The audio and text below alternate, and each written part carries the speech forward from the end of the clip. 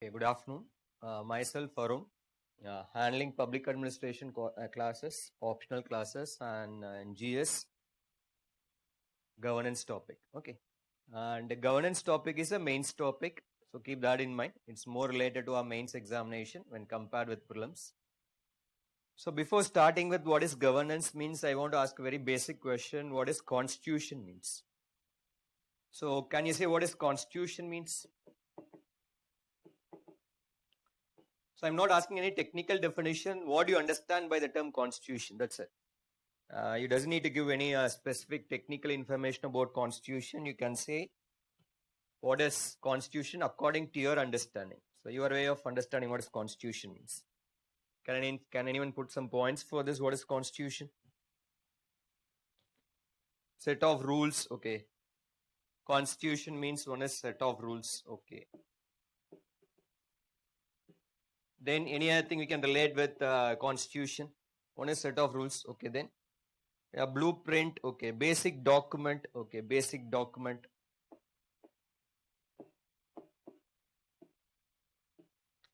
Basic document. Any other interpretation of the term constitution? Composition of limits the power of state. Okay. Checks and balance. Okay. Checks and balance.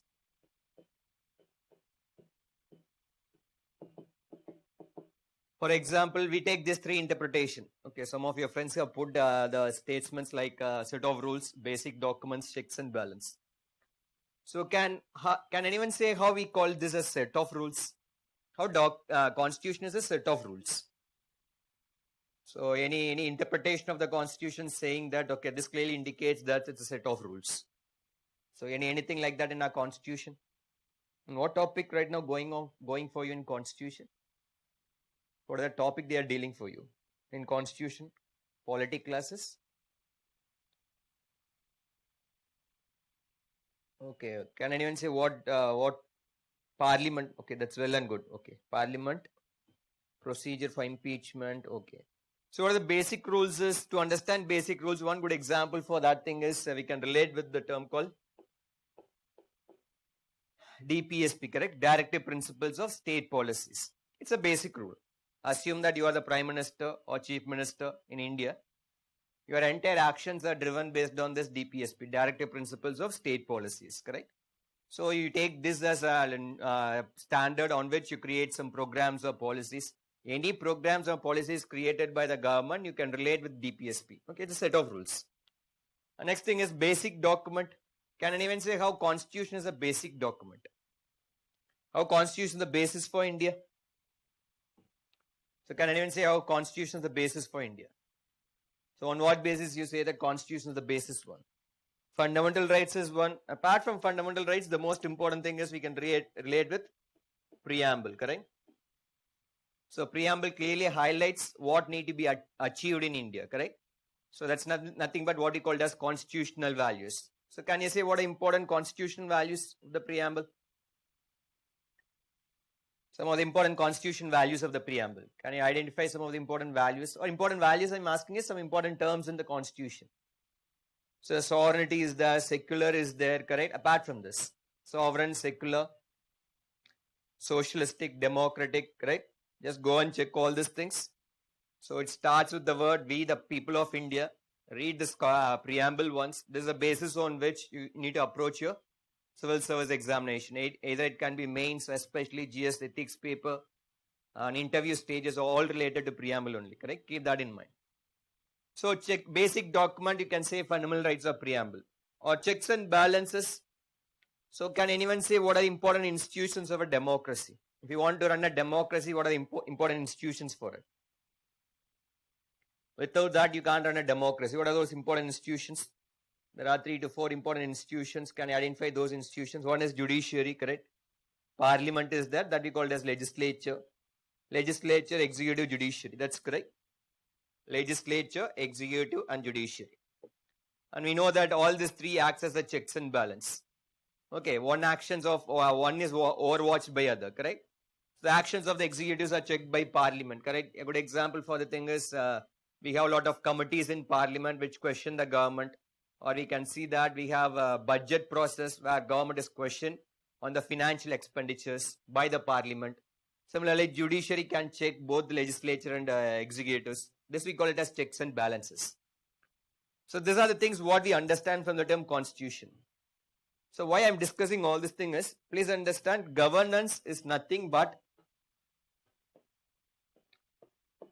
applied area of constitution. Governance is nothing but applied area of constitution. So you know that constitution was designed in 1950s. We are in 2020. A lot of changes are happening in India, correct? So what is the impact on constitution, how it impacts the society? All we study is nothing but governance. I think you're able to understand, correct? A good example for this thing is you can relate with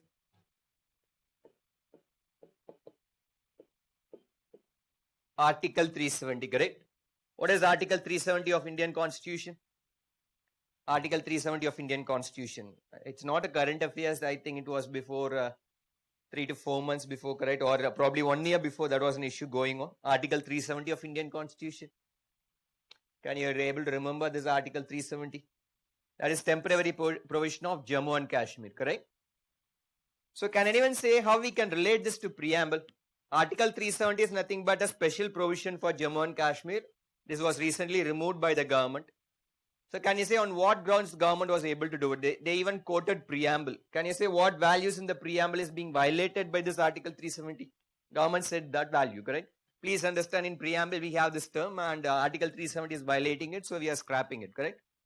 So not sovereignty, you know that the term called equality, correct? What union government asked is why one state need to be given extra preference. That's the term called equality. So we are removing it. So all this we can relate with governance.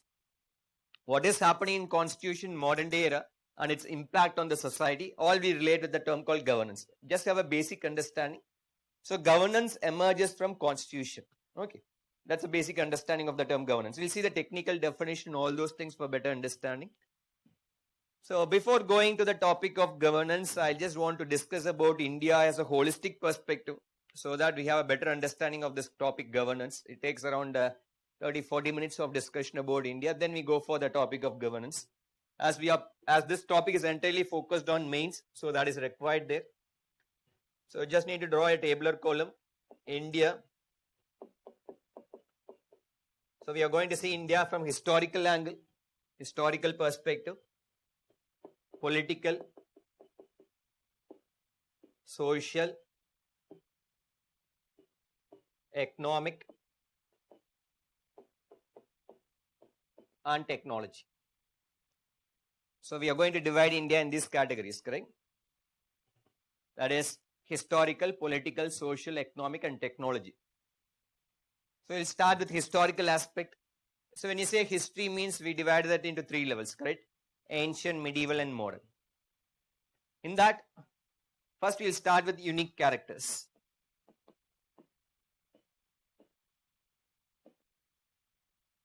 So we are going to see the unique characters of all these areas. Historically, India, we first will start with ancient India. Can anyone say what the unique character about ancient India? That strikes your mind. When you say ancient India means that's unique about India. What strikes your mind? So can anyone say the points for this? One good example is we can relate with Indus Valley Civilization. So if you take Indus Valley Civilization, is there any relevance to modern day India? Indus Valley Civilization, any relevance to modern day India? So what is the relevance of Indus Valley Civilization to modern day India? Good example is, you know that in Indus Valley Civilization, people were settled in urban areas and planned a city, correct? So what is the program right now in India for this? What is the program we have in India for this? Smart cities. So you can see the relationship between modern day India and Indus Valley Civilization. And what the time difference between these two time period is? 2020 is right now we are. When we can say about Indus Valley Civilization, how many years difference are there? Any approximate numbers?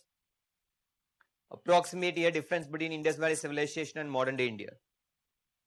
So approximately you can put around 2000 to 3000 years of differences between Indus Valley and modern day India. Still we can study from Indus Valley Civilization. That's a unique character. So that is one good example, Indus Valley Civilization. And similarly, other good example is you can relate with the ruler Ashoka. Can you say how Ashoka is relevant to modern day India? 5 lakh BC. I'm not very sure, just check it. 5 lakh BC means it's very, humans emerged only 3 lakh years before, correct? So, Ashoka, can anyone say what the unique character about Ashoka? Ashoka is relevant to modern day India. Can you say how? Okay. So Dhamma principle is there. That is policy of peace. Then any other thing very symbolic one for Indian democracy right now. Very symbolic one. Ashoka is related to Indian symbolic one. Or to be precise, Man Ki Baat. I'm not asking about Man Ki Baat. You know that right now we use the emblem of Indian government. What the emblem of Indian government is? You can see all in movies. Whenever they want to show the government, they always show this. What this thing is? So we can see that Ashok Chakra. We have a lion on it, and can anyone say what are the other animals in it? We know there is a lion. Everyone knows it. But what are the other animals in it? Bull, elephant, okay, then horse, then bull, horse, elephant, any other thing. There are 4 animals. Apart from lion, there are 4 animals. It's in NCRT. Just go and check it. So Ashok Chakra, we can relate with ancient India. Similarly, if we go for medieval India, so medieval India is the time period where we have Islamic rule in India, correct? So can anyone say what the biggest contribution of medieval India to modern day India? Okay, deer, ox. I'm not very sure. Just check it. Someone I know horse and bull is there, which is very visible. Behind that, you just go and check it. Architecture. The most important thing about medieval India was architecture. So when you say architecture, what you are able to recollect? Medieval India's architecture. The most important thing, medieval India's architecture. What is the symbolic one? When you say medieval India architecture means what strikes the mind? So one is Taj Mahal, correct? The most important thing is Taj Mahal. Please go and check what are the issues right now Taj Mahal is facing. That can be an environmental question. Because right now erosion is happening in Taj Mahal because of pollution and all. Just go and check what is the background of all these things. They can ask you in prelims question. Okay. So when you say medieval India, we can relate with architecture. And we go for modern India. Whose arrival marks the birth of modern day India? So whose arrival marks the birth of modern day India? When we say from this time, we call it as modern India. That's nothing but arrival of European, especially Portuguese. From that, we can see that modern India emerged. So what is the important contribution of modern India to present day India? The arrival of Europeans, we call it as modern day India. One is infrastructures. So they are responsible for infrastructures. So when you say infrastructure, it can be railways or postal networks. All are the greatest infrastructures created by British, correct? Then spread of Christianity, that's not the very dominant one. Okay, then apart from this, globalization happened recently, correct? Globalization happened recently. Then any other thing, constitutional bureaucracy. Next thing is English education. English education. And as India, we are a country very good in English. So that helps us right now in globalization era. Because as an Indian, we are able to travel across the world because English is a common language. So we are also good in it, correct? So these are the things we can relate with modern India. I'm not listing out everything. We are just taking 3 or 4 points for understanding the concept. There are a lot of other things we can relate with the ancient and medieval and modern. I'm just listing out some of the important things. That's it. The next thing is we can go for political India. These are all the current aspects, these historical dimensions. So unique character about political India. When you take India and politics, what are the unique characters? What strikes them mind? What strikes them mind? When you say India and its political system, unique characters. So democracy is a common one. What type of democracy we are? That's the question. Democracy, US is a democracy, India is a democracy, correct? But what are the differences there? So one is parliamentary democracy. So India is a parliamentary democracy.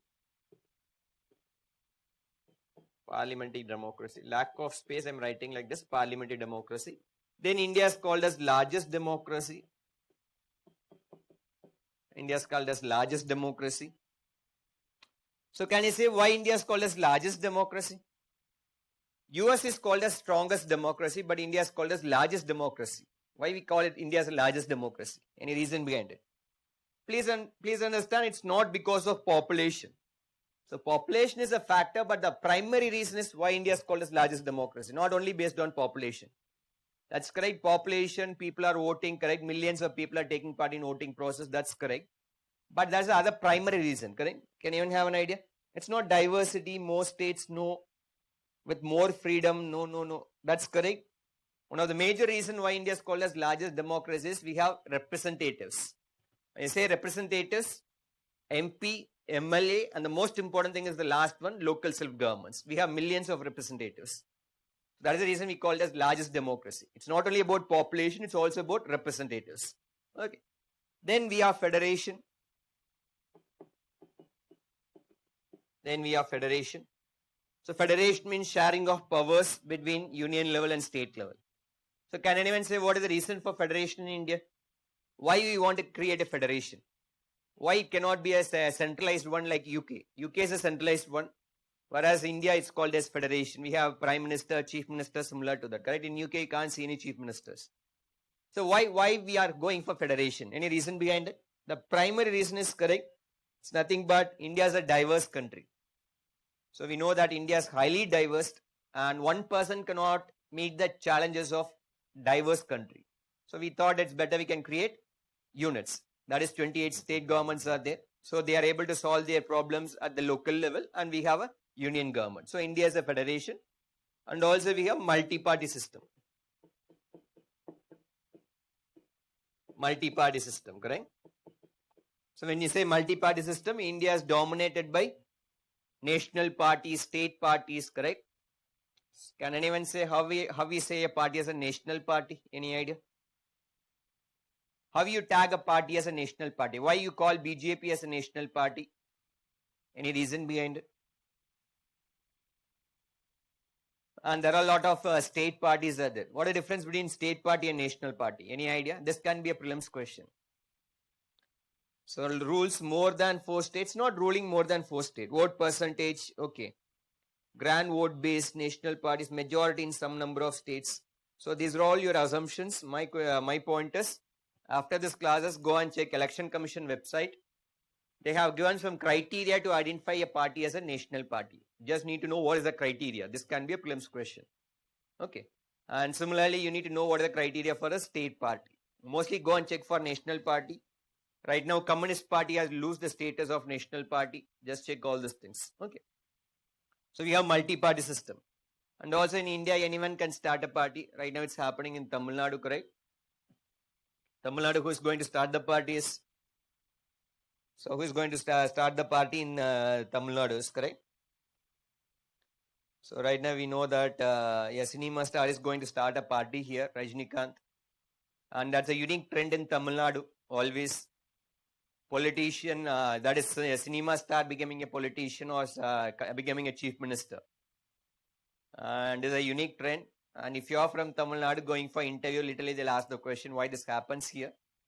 Because rest of India you can't see like that. But in Tamil Nadu it's a very unique trend and you can relate all the previous chief ministers from cine backgrounds, correct? And who was a great example for that thing is, was a good example for this. So we can see MGR was a good example for it. And after that, all the chief ministers have cine backgrounds, correct? So multi-party system is some unique character. Next thing is social dimensions. So what a unique character both India and its society. When you say India means how as a society we can identify India. On what basis? India as a society, on what basis we are able to identify it? So what are the criteria on which Indian society is being divided? What is the hierarchy in Indian society? On what basis? That's correct. Varna system and we have caste. Caste is the major basis on which people are being identified in India. And please understand, every country have its own divisions. In India, we have caste. In US, how people are being identified in US? Can you say how in US people are being identified? Based on race, correct? And recently there was an issue regarding this US death of a black man killed by a policeman. Similarly, if you go for UK, it is divided based on class. Okay, working class and capitalist. So like India, we are divided based on caste systems. And next thing is India is a diverse country. So diversity is very high in India. So where we can see the diversity in where we can visibly see the diversity in India. In what aspects we can see the diversity in India? We say India is a diverse country, correct? Where we can see that diversity, especially from social perspective. So we can see that in languages. India is a country, we have so many languages. India is so diverse. And another one important point about a social aspect about India is religion. So when you say religion, can anyone say what are the religions originated in India? So religions originated in India. Hinduism is there, Buddhism, correct? Hinduism, Buddhism, then any other thing? Buddhism, Jainism, correct? That's Jainism is there, correct? So we have Hinduism, Buddhism, Jainism, Sikhism, all originated in India. And can you say in world level, which is the other location related to religion? India is one such location, and which is the other location in the world related to religion? It's not Mecca. Mecca is not that. It's Jerusalem. And Jerusalem is a city related to three religions. They call this Jerusalem as the religious capital of the world. What are three religions associated with that thing is? One is Christianity, other is Islam, and the third one is Judaism. All the three religions are associated with Jerusalem. That is the reason we can see that there's always a fight for Jerusalem.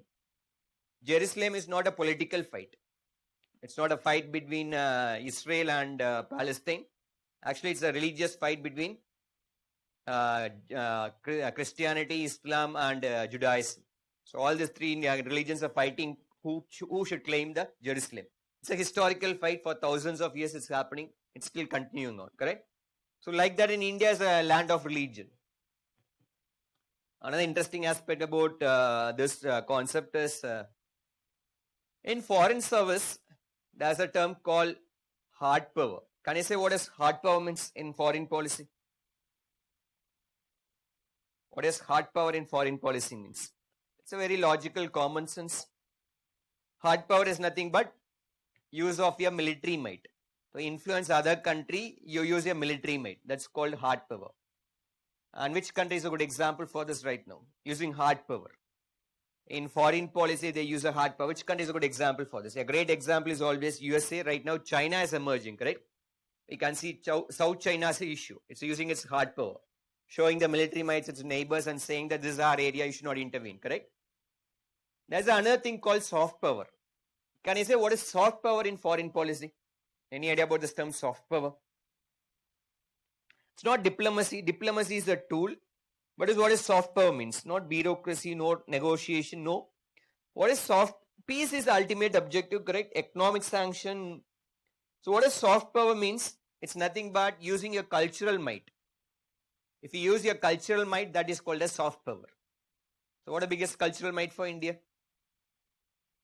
What is the cultural might of India? When we say to other foreigners, they easily understand it. They're influenced by it. What is the biggest cultural might? A great example is yoga, correct? India, when you go for foreigners and say India, they are able to remember with yoga. So yoga is considered to be one of the biggest soft power. So we are able to influence other countries based on yoga. And can you say who is famous because of yoga? Who is famous because of yoga?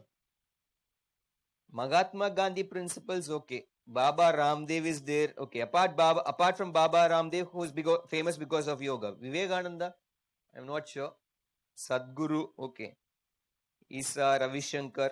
And the most important personality famous because of yoga is none other than our Prime Minister, correct? Our Prime Minister does yoga. And in global level, he is very famous for it. Can anyone say why he put the picture of him doing yoga?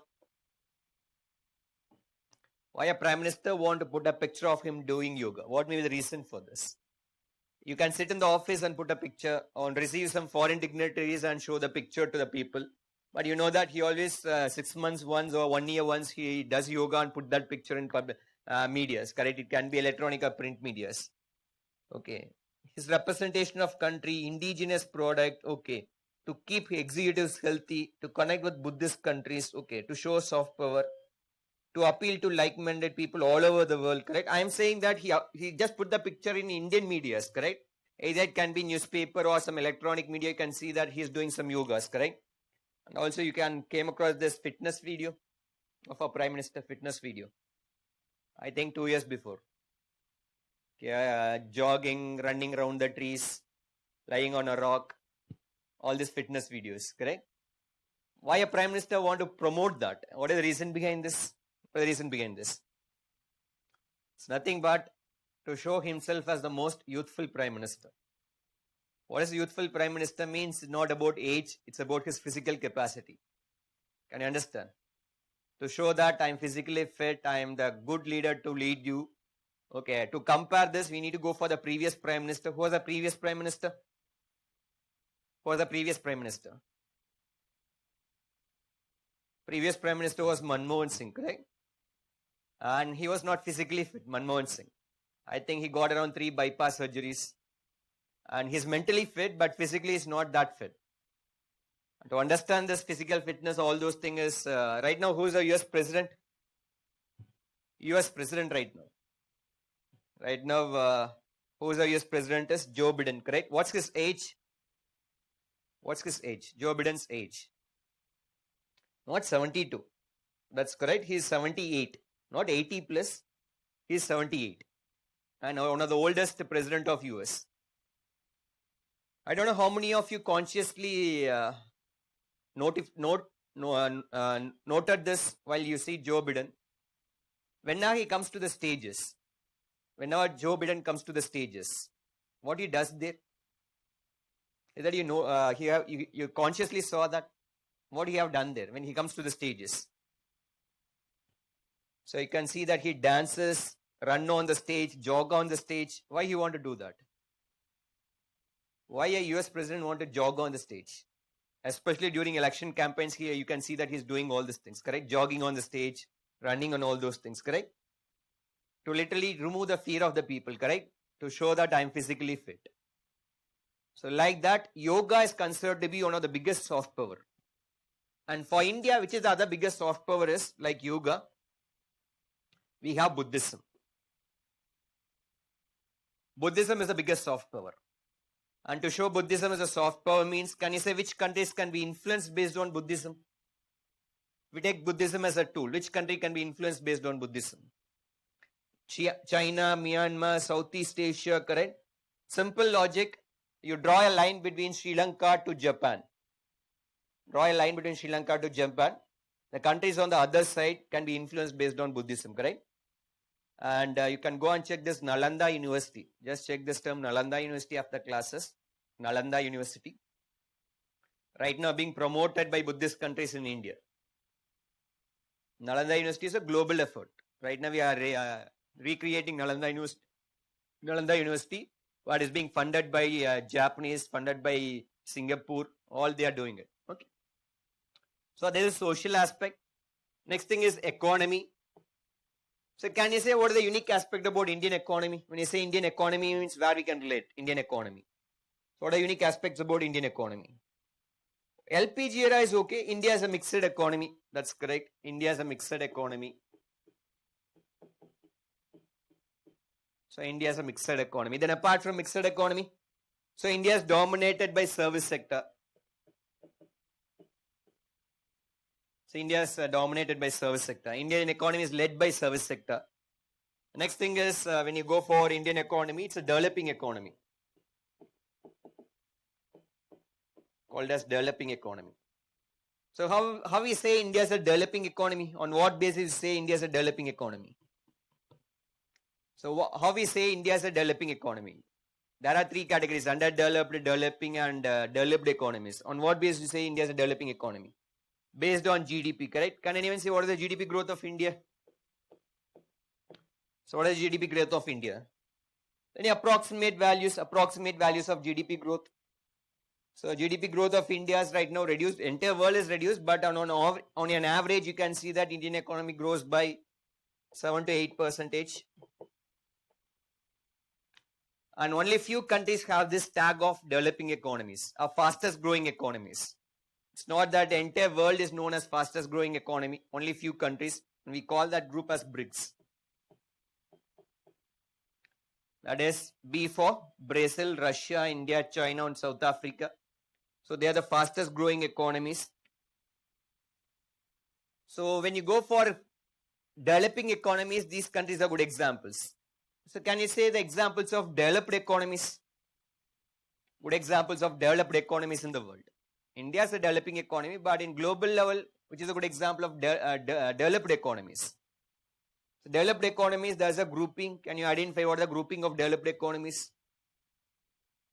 So developed economies, we call this grouping as G8, correct? I think you're able to remember it, G8. G8 is nothing but a grouping of developed economies. So can you say in Asia, which country comes under the tag of developed economy? In Asia. Can you identify which country is that coming under the tag of developed economy? I think there's a connection problem for me. Just wait. Yeah. So we know that in Asia, it's nothing but Japan is called as developed economy. That's correct. Singapore is also there, but Japan. So can anyone say what is the GDP growth of Japanese economy? So India's GDP grow by 7 to 8% on average. Leave this 2 years.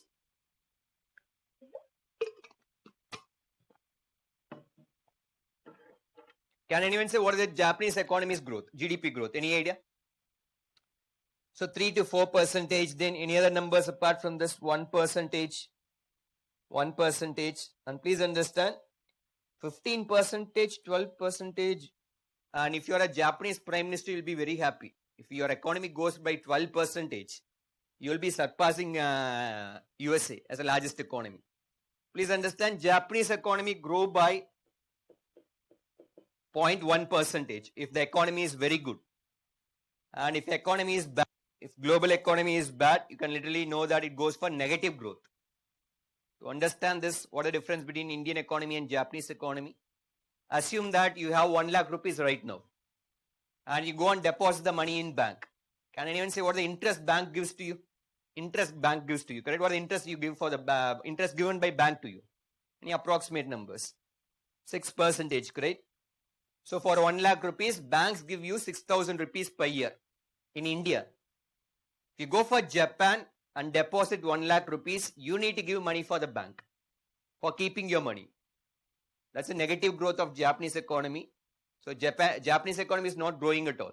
Okay, and that is the reason you can see that Japanese investments are very high in India. Why they want to invest in India? You can see all the big projects in India funded by Japanese. Why they want to invest in India?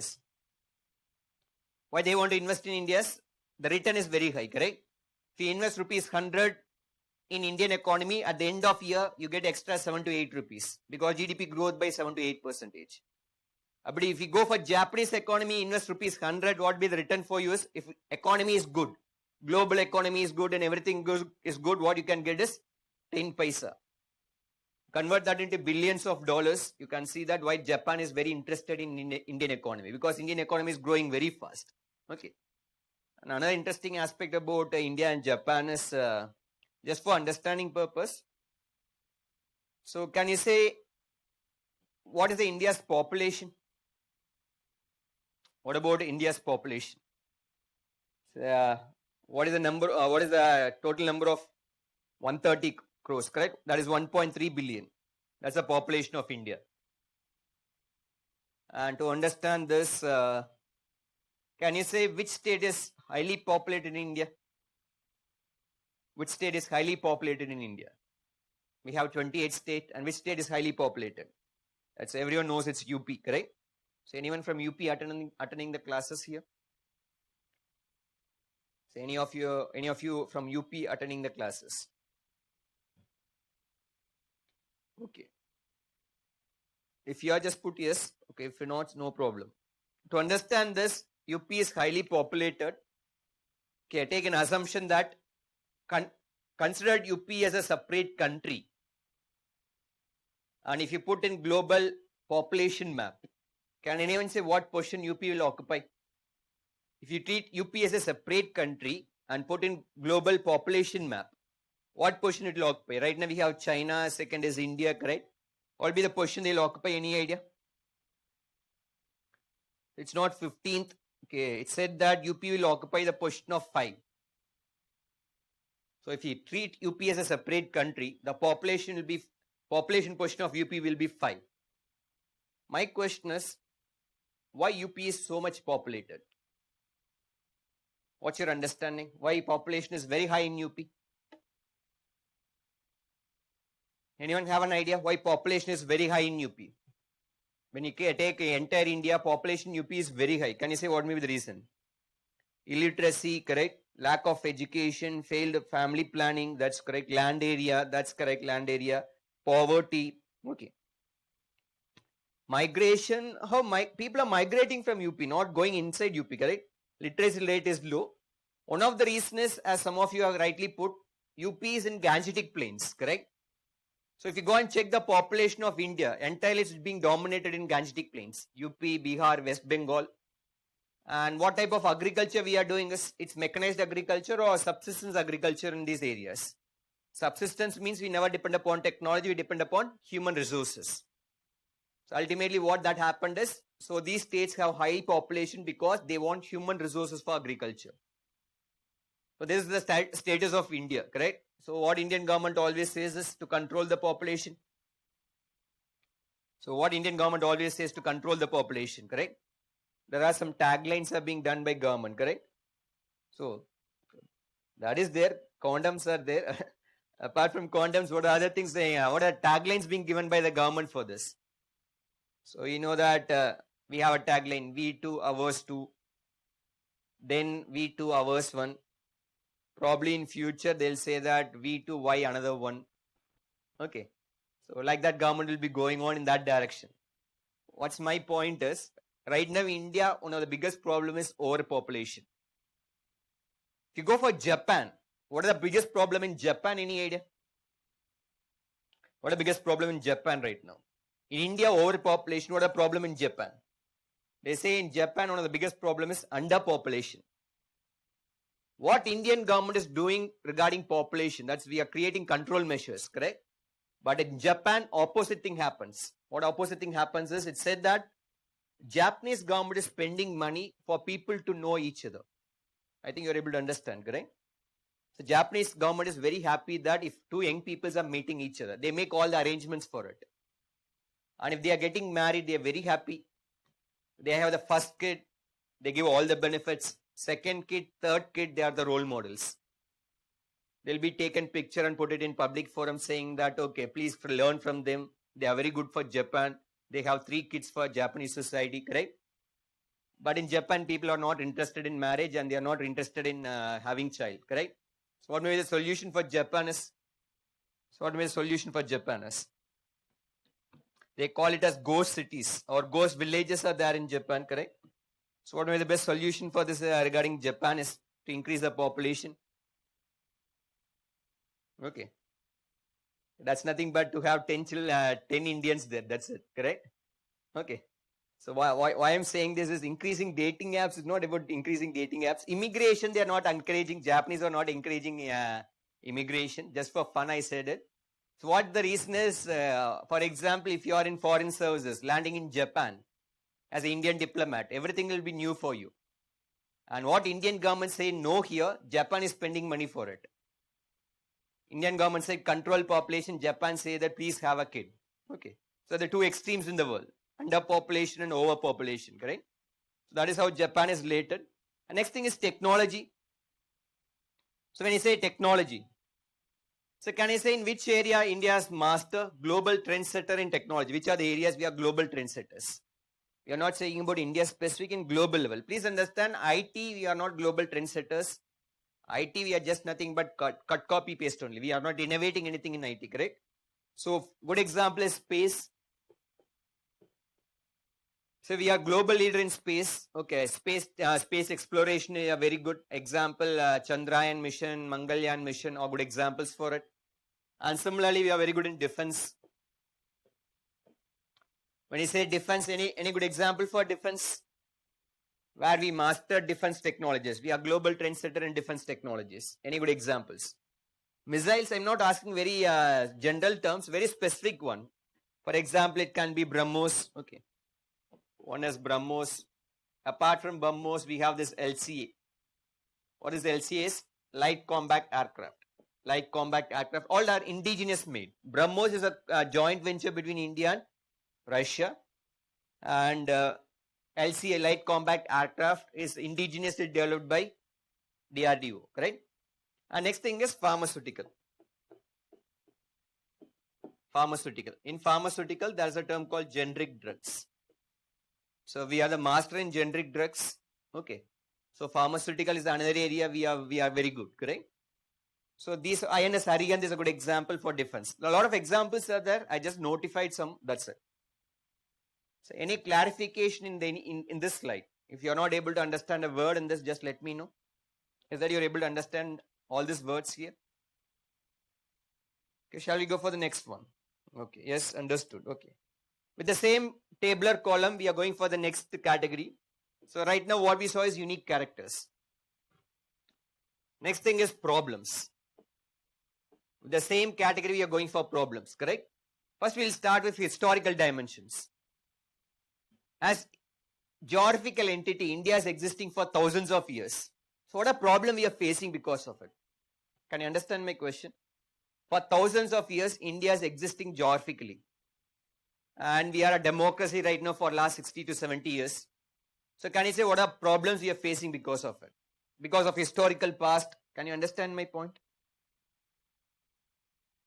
Okay. Or another way of saying this is, okay. Better way of saying this is we can take it from personal level. So that's a term called generation gap, correct? Generation gap. So with whom we use this term generation gap? In our personal life. I'm not asking about governance or anything like that. So generation gap. So where we can relate this generation gap in our personal life? With whom we related? Generation gap. Especially parents and especially grandparents, correct? We have this generation gap. In which situation we have this generation gap? There are certain situations which happens, we relate, okay, it's a generation gap. What we can do for it? So what are situations like that in our personal life? For example, cultural beliefs, and most important thing, we can relate with technologies, correct? Whenever regarding technology, we can see the generation gap. Even the usage of technologies, we can see the generation gap, correct? Or better way of saying this thing is, right now assume that you are with your families, correct? I think all are with your families only, correct? And use of mobile phones. Is there any specific time limit there is for use of mobile phones in our families? Can you use it at any time? Is there any time for, there is some specific time on which you need to get a call? Beyond that, they'll not happy, correct? Okay, take a situation, you are sitting with the family and watching something, night 10:30, 11. Your mobile rings, correct? It's your phone. And your mother pick the phone and see the number with the name. What the next thing she'll do is?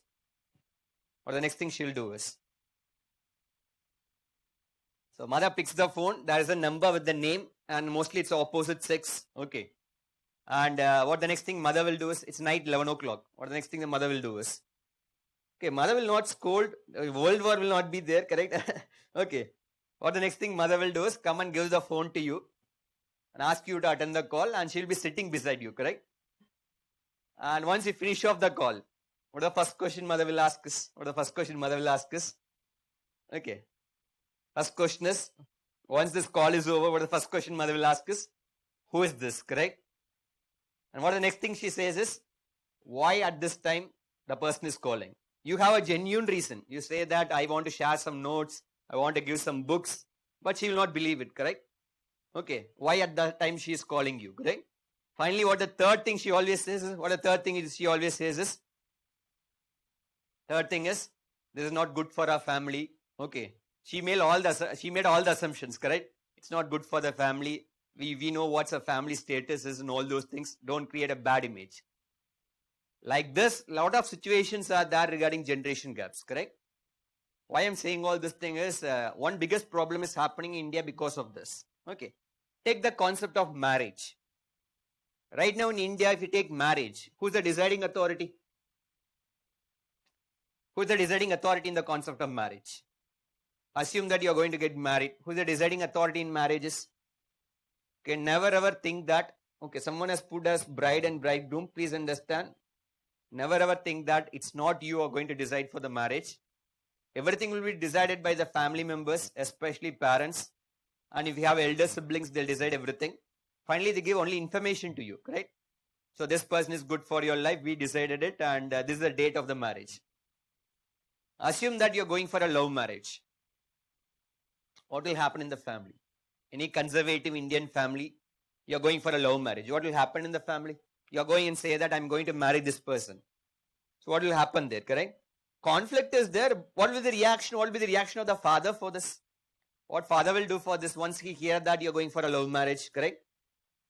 So that will be like a WWF, correct? And what mother will do is, mother will always cry at you, correct? Why you are doing like this? In India, right now, there's one biggest problem. They'll say that we are going to commit suicide. They will not do it, correct? Okay. They always say that we are going to commit suicide and all those things. Okay. So what happened is emotional blackmails. Right now, because of this, we have this one problem, what we called as honor killings.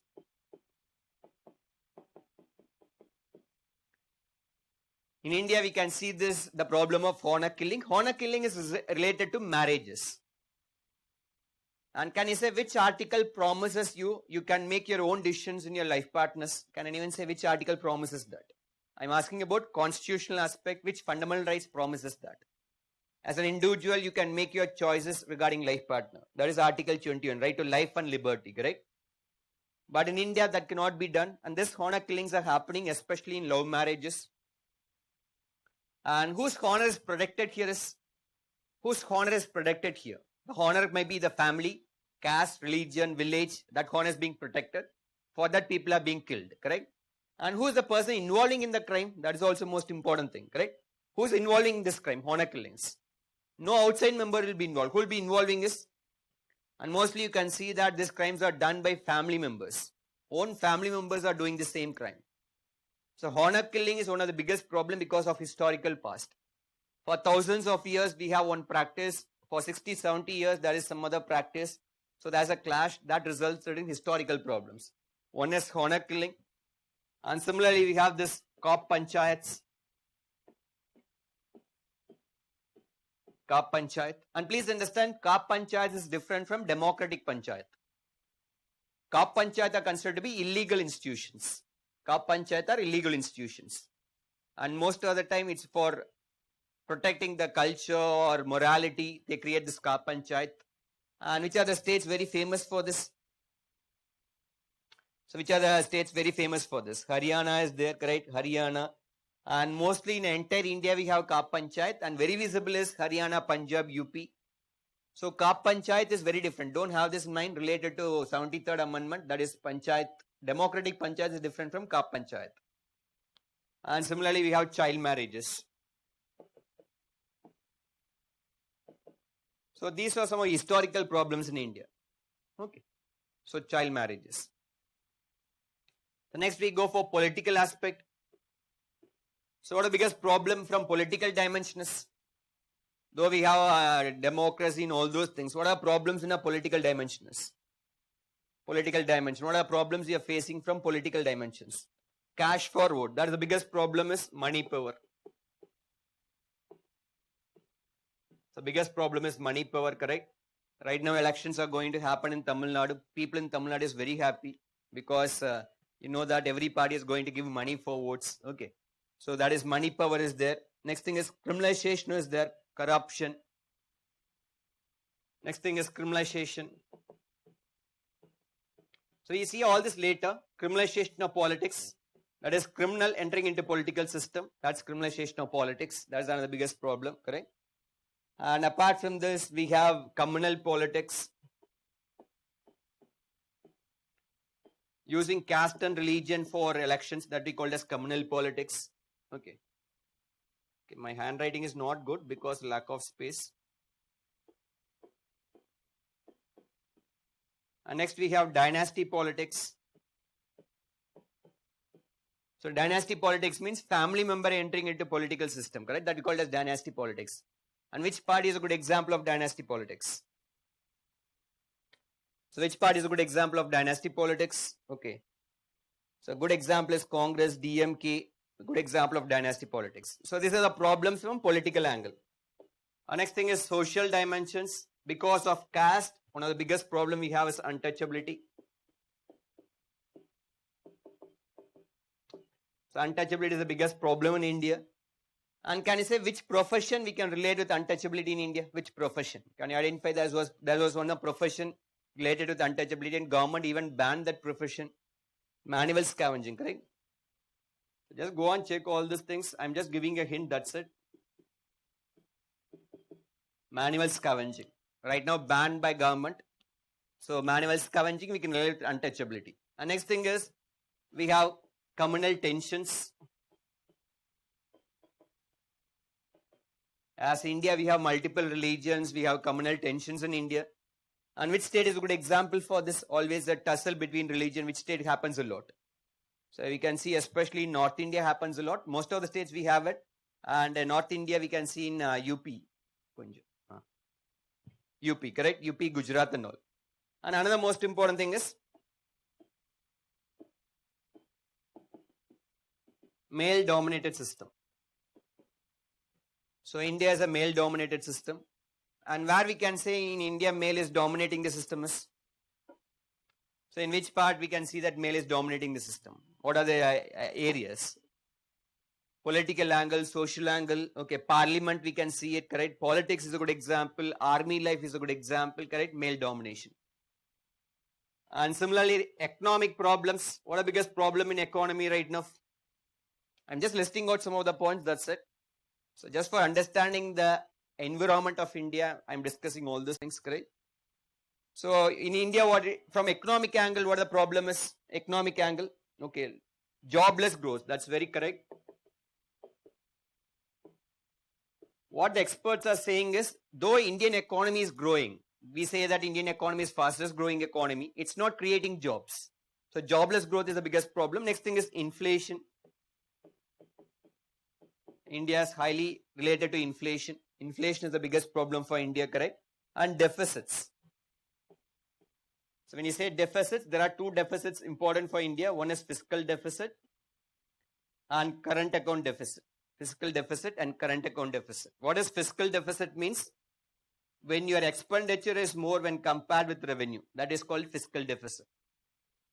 So when your expenditure is more when compared with revenue.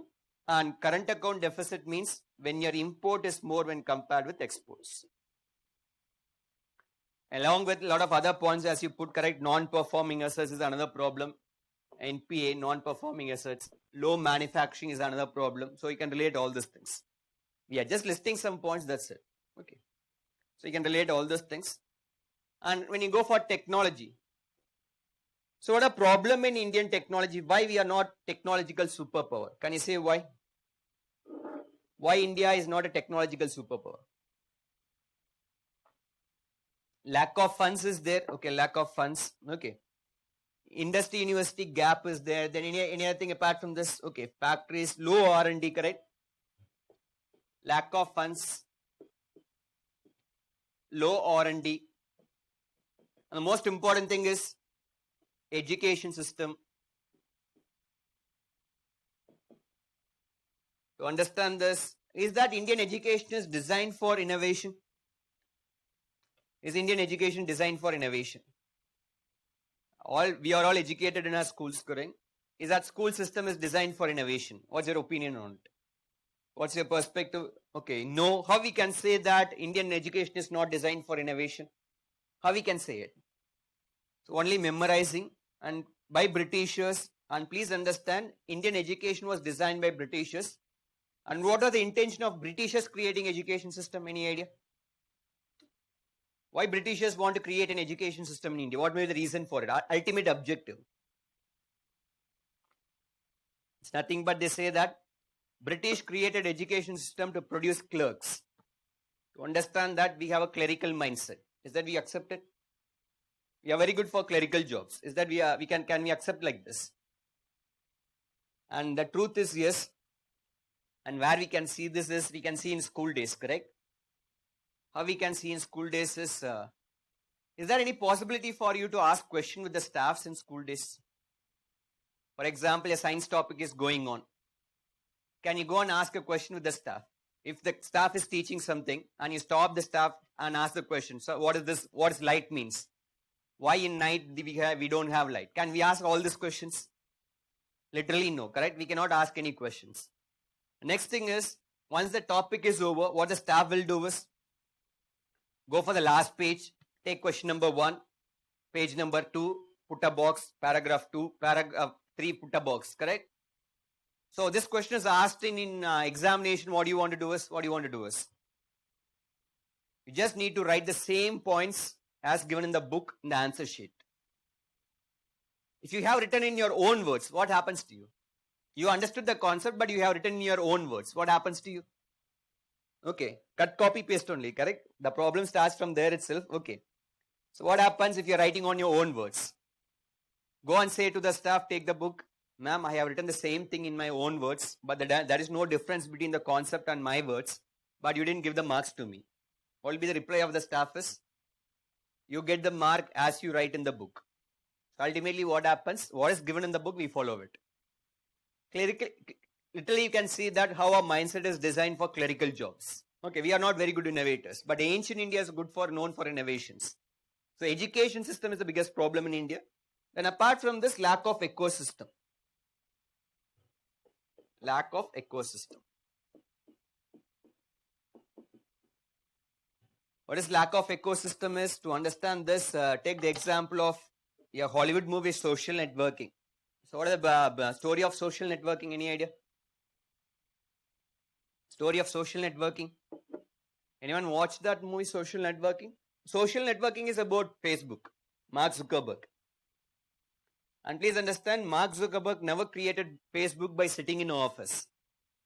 While he was a college student, what he have done is, he created some algorithm. And what was the purpose of algorithm is to take the pictures of the girls in the university website and ask the friends to compare who is good looking.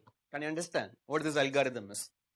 What Mark Zuckerberg have done is cracked the database of students, took the pictures of the girls from the database and asked the college students to compare who is good looking. In a single night, the server got crashed. And if you have done this in India, what will happen to you? You have created an algorithm and you just cracked the database of your college and took the pictures of the girls and asked your friends to compare. In one night, the server got crashed. What will happen in India if you have done this? Slap is one. Apart from slap, what happens? First and foremost thing, your education is gone. Second thing, a case will be filed against you. What in police station happens next thing? What happens in police station? Once you go for police station, what the police will say is, he's an expert in computer, take all unsolved cases, put on him. Okay. Ultimately, your life is gone. But in what US they have done is, they saw the potential of the project, asked him to convert as a commercial one, and you know the history, what happened there, correct? It's called as lack of ecosystem. So, though we are mastering in few areas, lot of areas we are lacking because of all these problems, correct? So, any clarification in this? Any doubts? Shall we go for the next one? Any clarification, just ask me. Shall we go for yes? Shall we go for next thing? If you put yes, I'll go for it. Okay. Next thing is, same tabular column, next thing is solutions. For all the problems what we discussed, what are the solutions we have? So can you give some solution for this honor killing? So if you want to stop honor killing, what will be the best solution for it? Right now you are the IPS officer. In your district you have honor killings. What can be the best thing? So what can be the best thing for stopping honor killing? That's good. One is education. So education is a long-term solution. After 20, 30 years, the honor killings reduce a lot because younger minds are being transformed through education. Then apart from this, intercaste marriage should be allowed. That's the reason why we have honor killing, correct? Education, awareness, and effective law enforcement. Effective law enforcement. You need to arrest the people involved in it and get the punishment for him. And for example, if you have child marriages, you need to focus on helplines. Create helplines for them so that they can easily understand if they can reach you, correct? So can you say in child marriages, who is the first person to know there's a child marriage outside of the family? Outside of the family, who was the first person to know there's a child marriage? Family, they know, but neighbor, year, okay. So, the first person to know what, especially in schools, the friends know what, correct? That person is going to get married. So, create awareness, create helpline. If you are a district collector, go to the schools and create awareness. Child marriage is not good. And you say that there's a helpline for it. And ultimately, they'll reach you. So, these are some of the solutions. And for political dimensions, we have electoral reforms. Electoral reforms, correct? And can anyone say what is the recent electoral reform? Recent electoral reform. Anyone gone through the news articles? Recent electoral reform. Anyone have an idea? Postal ballot is there. Loud Jigat is very different, correct? That we have this electronic postal ballot. Just go and check. This can be a mains question. Electronic postal ballot. Electoral reforms. And for the last 20, 30 years, we have reforms in election process. And the last week, we have this news article. That is electronic postal ballot. Go and check the merits and demerits. So electoral reforms. And similarly, we have constitutional amendments. We'll see all this later. Constitutional amendments. Amendment is nothing but changing the constitution. All being done for making politics very clean. And also we have constitutional amendments and Supreme Court verdicts. So we see all this later. I'm just giving a hint. So all these are happening on political side. To make politics very clean, in India we have all these areas. Similarly, social dimensions, what we are doing is, right now for untouchability we have article. Can anyone say which article number prohibits untouchability in India? So which article number prohibits? That's correct, Article 17. So Article 17 of Indian Constitution stops untouchability. And similarly, for example, communal harmony, we have communal harmony taken care by the government. Communal harmony. Government takes care of it, correct? Celebrating festivals and all those things. And we have secularism, positive secularism. Positive secularism.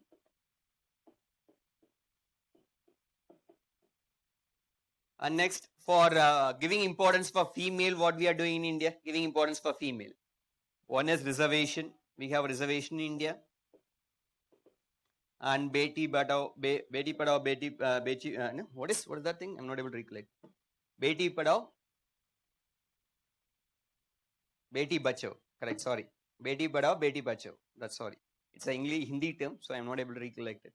So there are the schemes right now for promoting women in India. So these are regarding social dimensions. Economic dimensions, what we are doing is, for example, if we take jobless growth, we are focusing on Make in India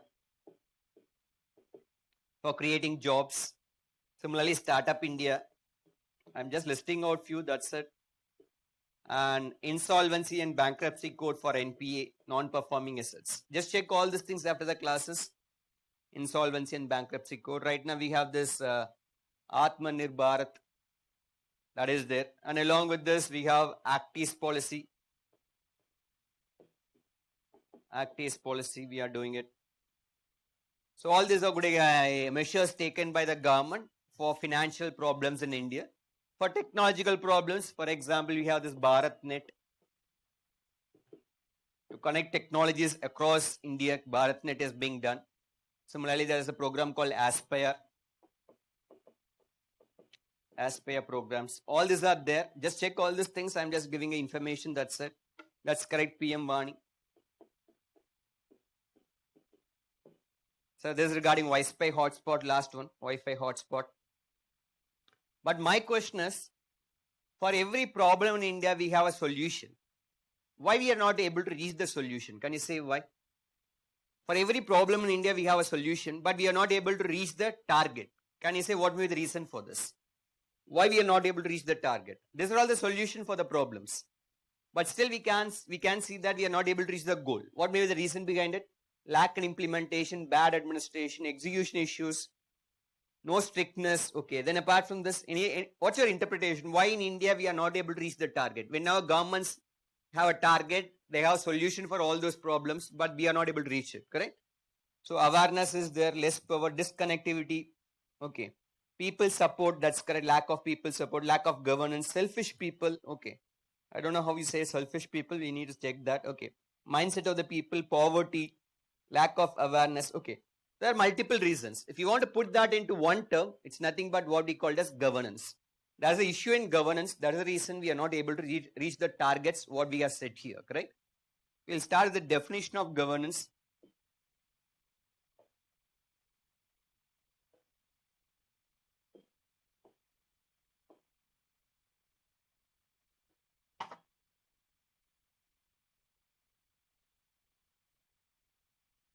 Just wait a minute. Yeah.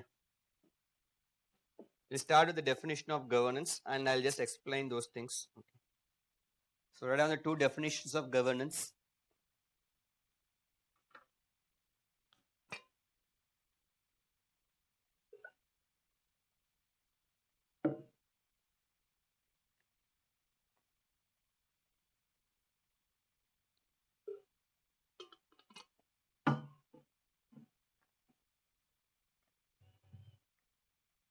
So once you finished off the definition, you put a yes, so that I'll explain it.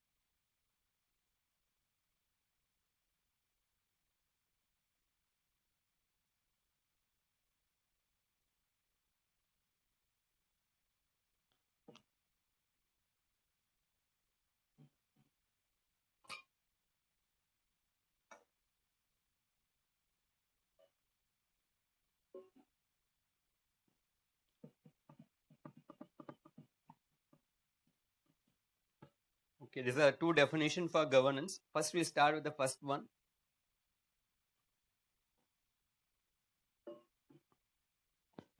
In this, there are three important keywords.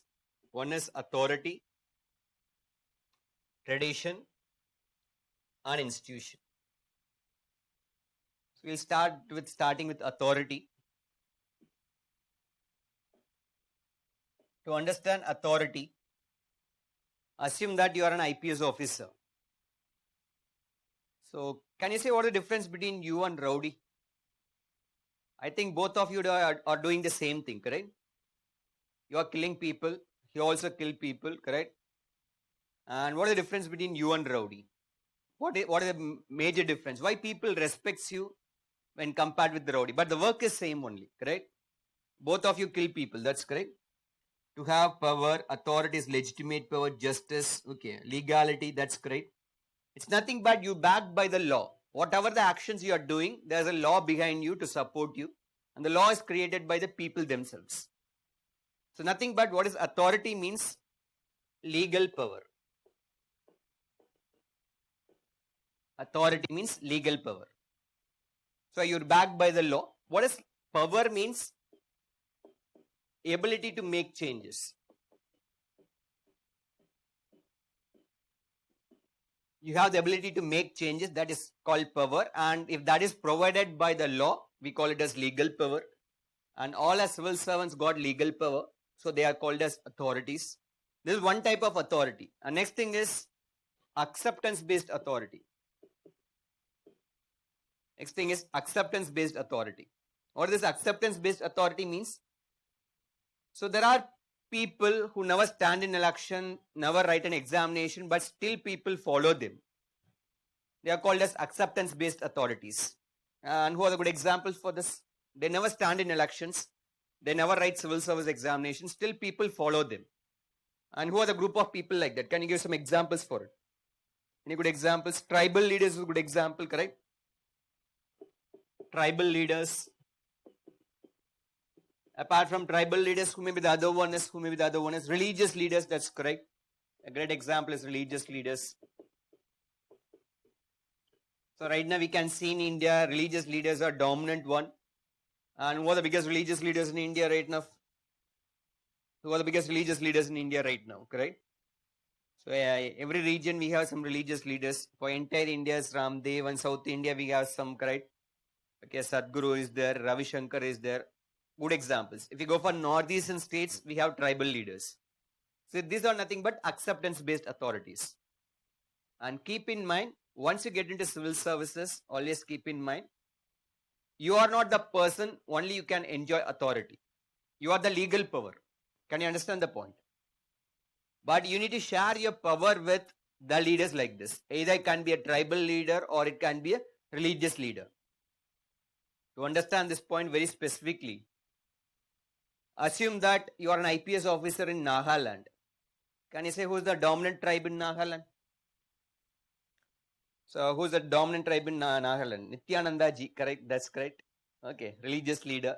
He is creating a separate country also. Okay, if you want to apply for it, probably he can conduct some examination also. Okay, so right now he created some Reserve Bank of Kailasa, all those stuffs.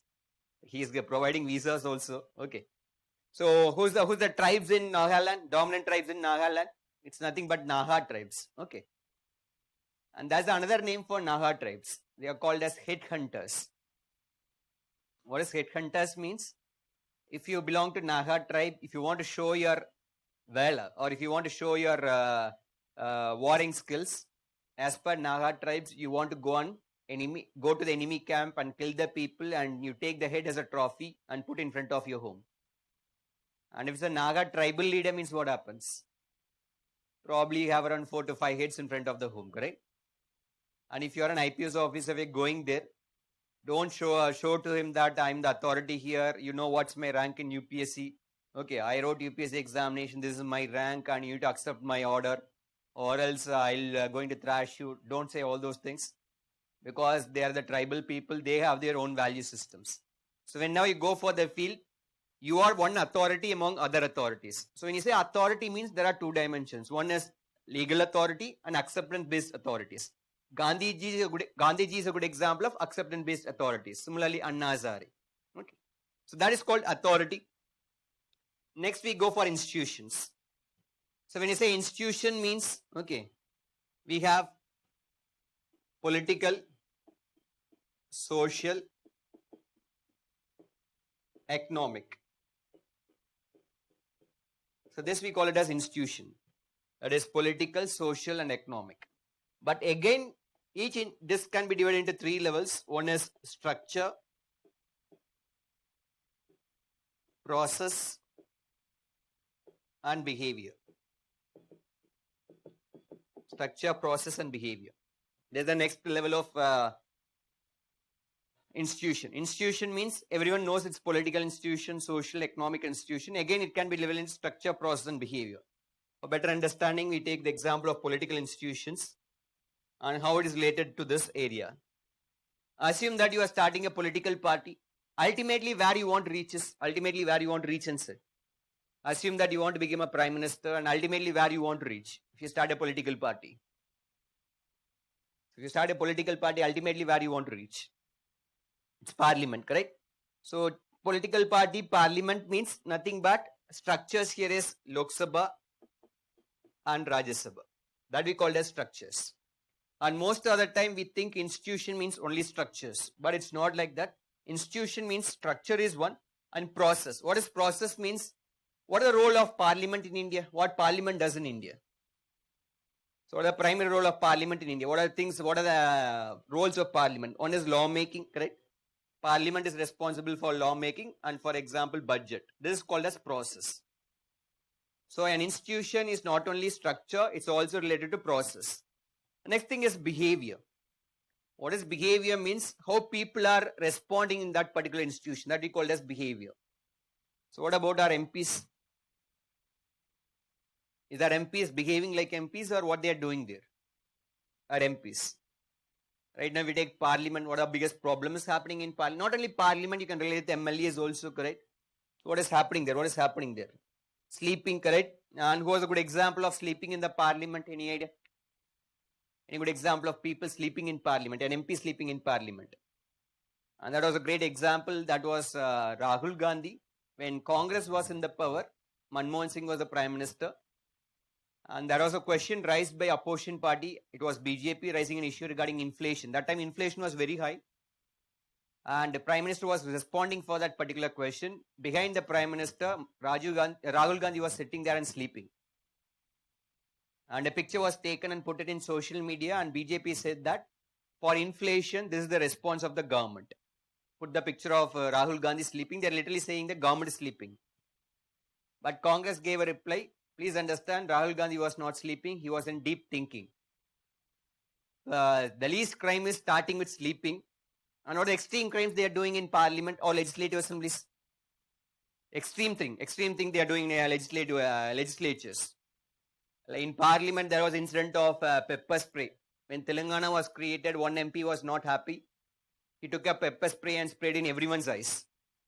And the entire session was adjourned and everyone was taken to hospitals. Like that, in state level, even worst thing happens, correct?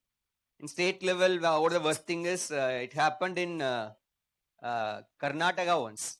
When the assembly was happening and there were 3 MLAs sitting on the last bench of the assembly and they were watching a video. And they were watching a porn video. But they doesn't know that there was a CCTV camera behind them.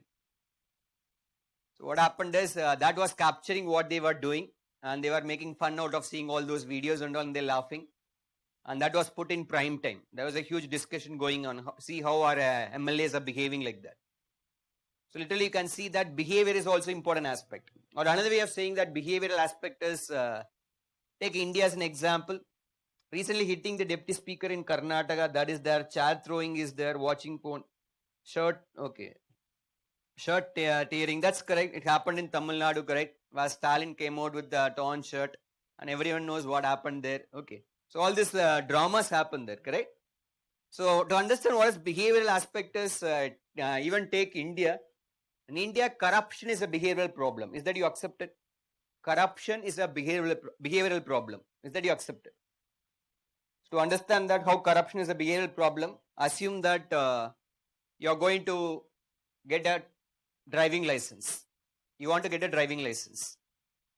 When you ask your friend, what will be the first reply of the friend is? If you say that I want to get a driving license, what the first reply of the friend for that thing is? Is that he says what are the rules need to be followed? And he says go a practice for 1 month for RTO office and all. He says like that, and what most of the time they'll say it.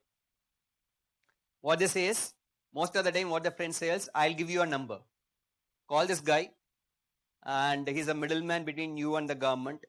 Give him 3,000 or 4,000. You doesn't need to go for RTO office and you can get the driving license.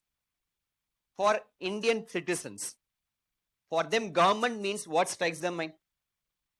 If you say to them government means what strikes their mind. If there's something need to be done in the government, what strikes their mind is not rules and regulations. They think that you need to find the right middleman or give the money to the official, work will be done. So corruption is a behavioral problem in India. So like Swachh Bharat is a good example of behavioral problem, correct? As an Indians, we keep our home clean, but when we come for public places, what we do is, we never care about this. So behavioral is also important aspect of an institution. Okay. So that is, institution means structure, process, behavior, similarly political, social and economic. And finally tradition. Tradition is nothing but value systems. Tradition is nothing but value systems. What is this value system means? Take the example of India. What is India's political value? Democracy or communism? India's political value. What is India's political value? Democracy or communism? India's political value is democracy. So what is governance means? How you use all these things for the society's well-being.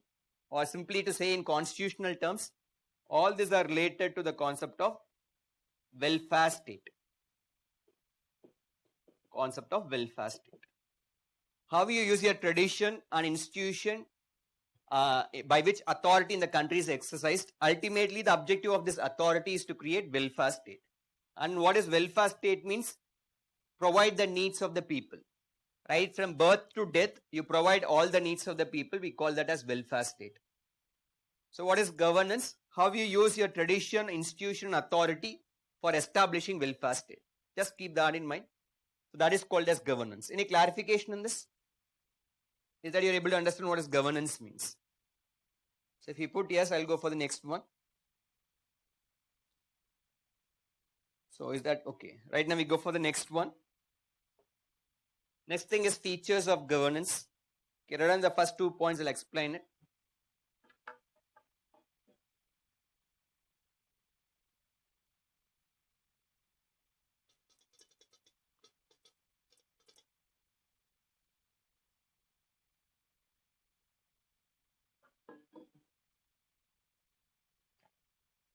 Okay, I'll just explain this first point, government and beyond, then we go for a break. Rather than the first 2 points, I'll explain the first one and we can go for a break.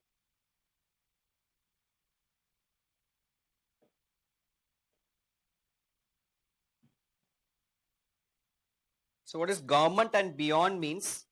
We know that governance is focused on socio-economic development or welfare state. What is government and beyond? For understanding beyond, so take the example of banks in India. Can you list out what are the government banks in India? Few examples, that's it. Banks run by government. Good examples of banks run by government. One is SBI. RBI is a regulator, that's correct. SBI is one. PNB is one. Indian Bank. Okay, we can take the example of SBI, Punjab National Bank, okay, Indian Bank. Similarly, can you say what are the banks run by private players in India? Indian private players. Indian private banks. What are those Indian private banks? HDFC is there, correct? HDFC is there. And similarly, we have this ICICI. So these are some of the examples where Indian private banks. Similarly, foreign private banks. What are the foreign private banks in India? KVB is also there, known as HDFC, correct? We have this Royal Bank of Scotland, and we have City Group is there, and similarly we have this HSBC. So what is government and beyond means? Right now if you take banking services, we have government players and also we have market. Market means nothing but business. So to provide banking services right now in our system, we have a government banks and we have private players that we call it as market as per governance team. And this market can be two dimensions. One is domestic players and foreign players. Domestic players and foreign players. And the beyond also includes, there's another category of people. Beyond also includes what we call it as civil society organizations.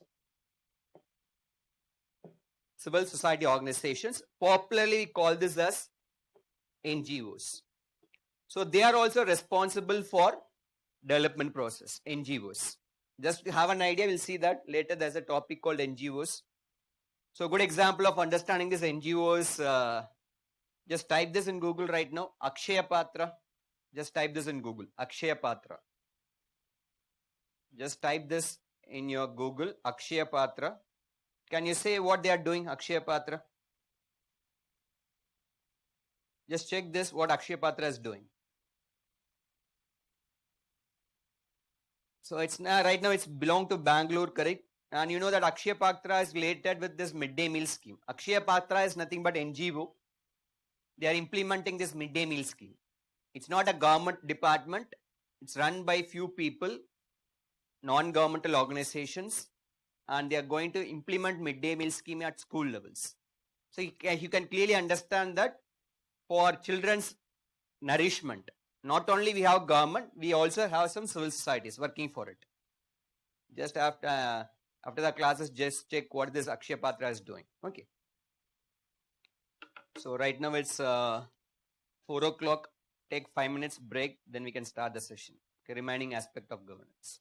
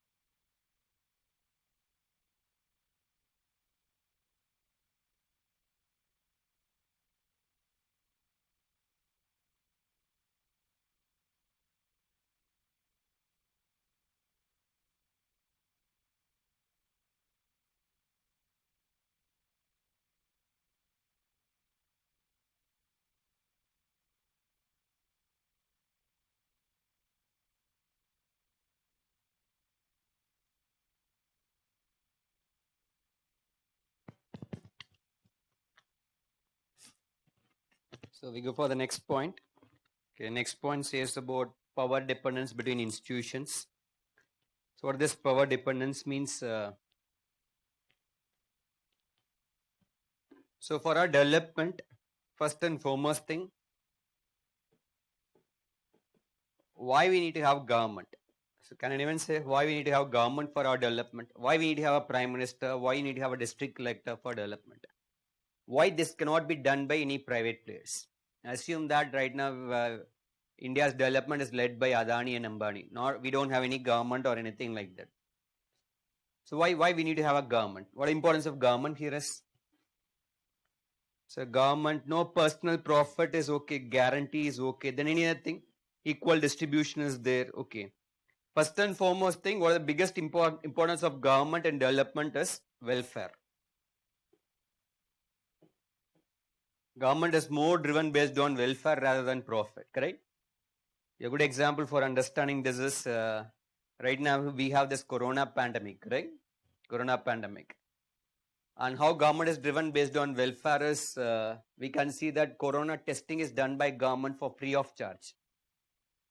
And if you think that you have a corona, you just need to go for government institutions. Right now there are some institutions in every locality, and you can give the test and government gives you the results, whether you got corona or not. But if you go for any private place, what they charge you for this corona test? How much they charge you? You go for any private labs and say that I want to take a corona test, and what is the charge they're going to leave you is from 3,000 to 4,000, correct? This clearly shows that how government is driven based on welfare. But that will not be in private place. Private place will be always focused on profit motive. Okay. So why we need to have government for development is welfare dimensions. A next important aspect about government is, so can you say why FDI investments, foreign direct investments, comes a lot to India when compared with Afghanistan? Why businessman never goes to Afghanistan? Why they want to come to India? Any reason behind it? Why no businessman goes to Afghanistan but they're ready to come to India? What is the reason behind it? Any reason? Stable government. So political stability is there. That is nothing but what we call this as rule of law. Right now in India, we have this rule of law. No one is above the law. So if there is something happens, a law is there to regulate them. But in Afghanistan, that's not like that, correct? There is no rule of law. So ultimately, no one wants to go and invest the money there, correct? Even in India, you can see that investment happens a lot in Maharashtra when compared with Manipur or Nagaland. Again, rule of law difference only, correct? So why government? To establish rule of law. Next thing is infrastructure. Government is responsible for creating infrastructure. Infrastructure means especially very basic infrastructure.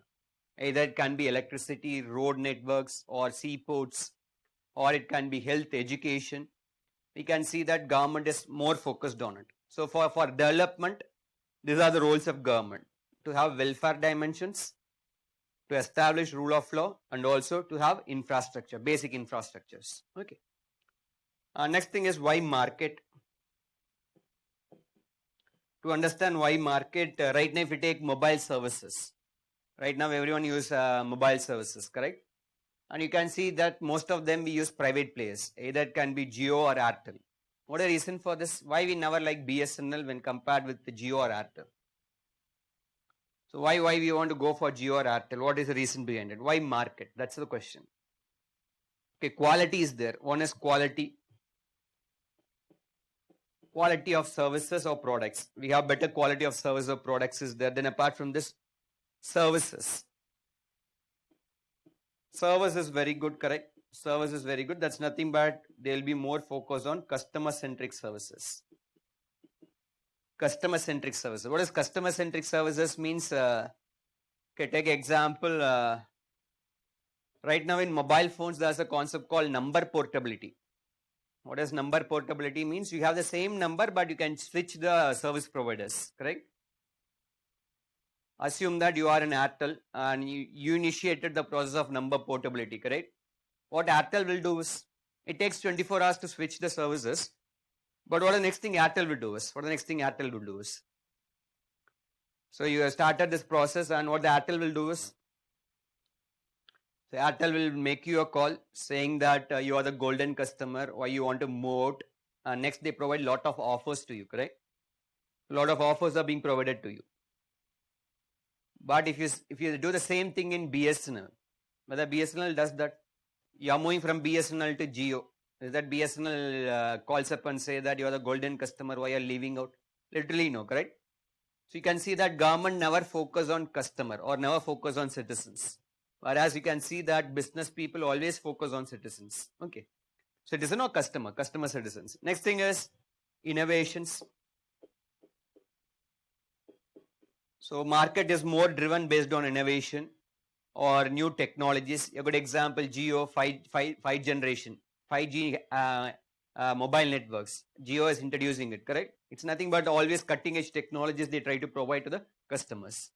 So that's the importance of market. Market is more based on quality, services, innovation and competition. What is the greatest benefit of competition is you get better services and better offers, all that because of competition. Market has a high level of competition, correct? And to say that in the entire world, India's mobile service is considered to be very cheap. When you go for the entire world. So similarly, when you go for why civil societies, we have market, why we have government, then why we have civil societies, why there should be NGOs. First and foremost thing regarding NGOs, grassroots presence. NGOs have grassroots presence because most of the time NGOs have a connectivity with people at the lowest level, because NGOs are started by people themselves. They have better connectivity with them. And next thing is trust. NGOs is highly trusted by the people, correct? Whether people believes the government. So whether people believes the government, whether people think that government is good. And if you ask, most of the time common man never believes any government, correct? Similarly, what people believes about the market, they always say is that business people are more driven based on profit. But they strongly believe the NGOs. So NGOs have a very good trust factor with people. So trust is there, and also to focus on left areas. What is focus on left areas means? Left out areas. What that point is? Take the example of honor killing. And if you are the officer in charge for a district, and if you go and say to the government or any minister regarding honor killing, your constituency belongs to a minister. If you go and say to the minister regarding honor killing, what will be the reply of the minister for it? Whether the minister will say that, okay, go and work on honor killing, or what will be the reply of the minister for this honor killing? So what government will do for honor killing? And most of the time you can see that a politician never respond for honor killing. Can you say why? Why an MP or MLA never respond for honor killing? Any reason behind it? Logically you can think of, correct? It's nothing but a vote bank. So if you are focusing on honor killing, you are going to anywhere make one particular caste against you. So the vote bank is being disturbed. So most of the politicians never focus on it. And private players will not focus because there is no profit in it. So ultimately there comes NGOs or civil societies focusing on left out areas. What is power dependence means? If you want to make any changes in the system, all these three players need to work in tandem. That is called as power dependence. Take the example right now, this farmers protest. Out of these three players, who is saying no for this farmers loss? Government is there, market is there, civil society. Civil society is nothing but you can relate with farmer organizations. We have a lot of farmers organization, correct? Who is supporting this particular farmers laws, farmers act right now, they have created it, correct? Who is supporting that? So you can see that the government is supporting it, market is supporting it. Business people are also interested in this particular law. And government is also interested in it. But who is opposing that? It is being opposed by civil societies, nothing but farmers associations. Ultimately, you know what happened to it. So this is not being implemented. A lot of issues are going on. Right now, Delhi is being blockaded by the farmers. Similarly, you can relate with GM crops, genetically modified crops, where government is very happy for it, market is very happy for it, but farmers are not accepting it. So what is power dependence means? If you want to make any changes in the society, changes means what I am referring is socio-economic development. If you want to make any development to happen, all these players need to work in tandem. That's called power dependence. I think you're able to understand this. What is power dependence means? So for a development, there are three major players: government, market, and civil society. Next three. So once you finish off, you put yes, I'll discuss it.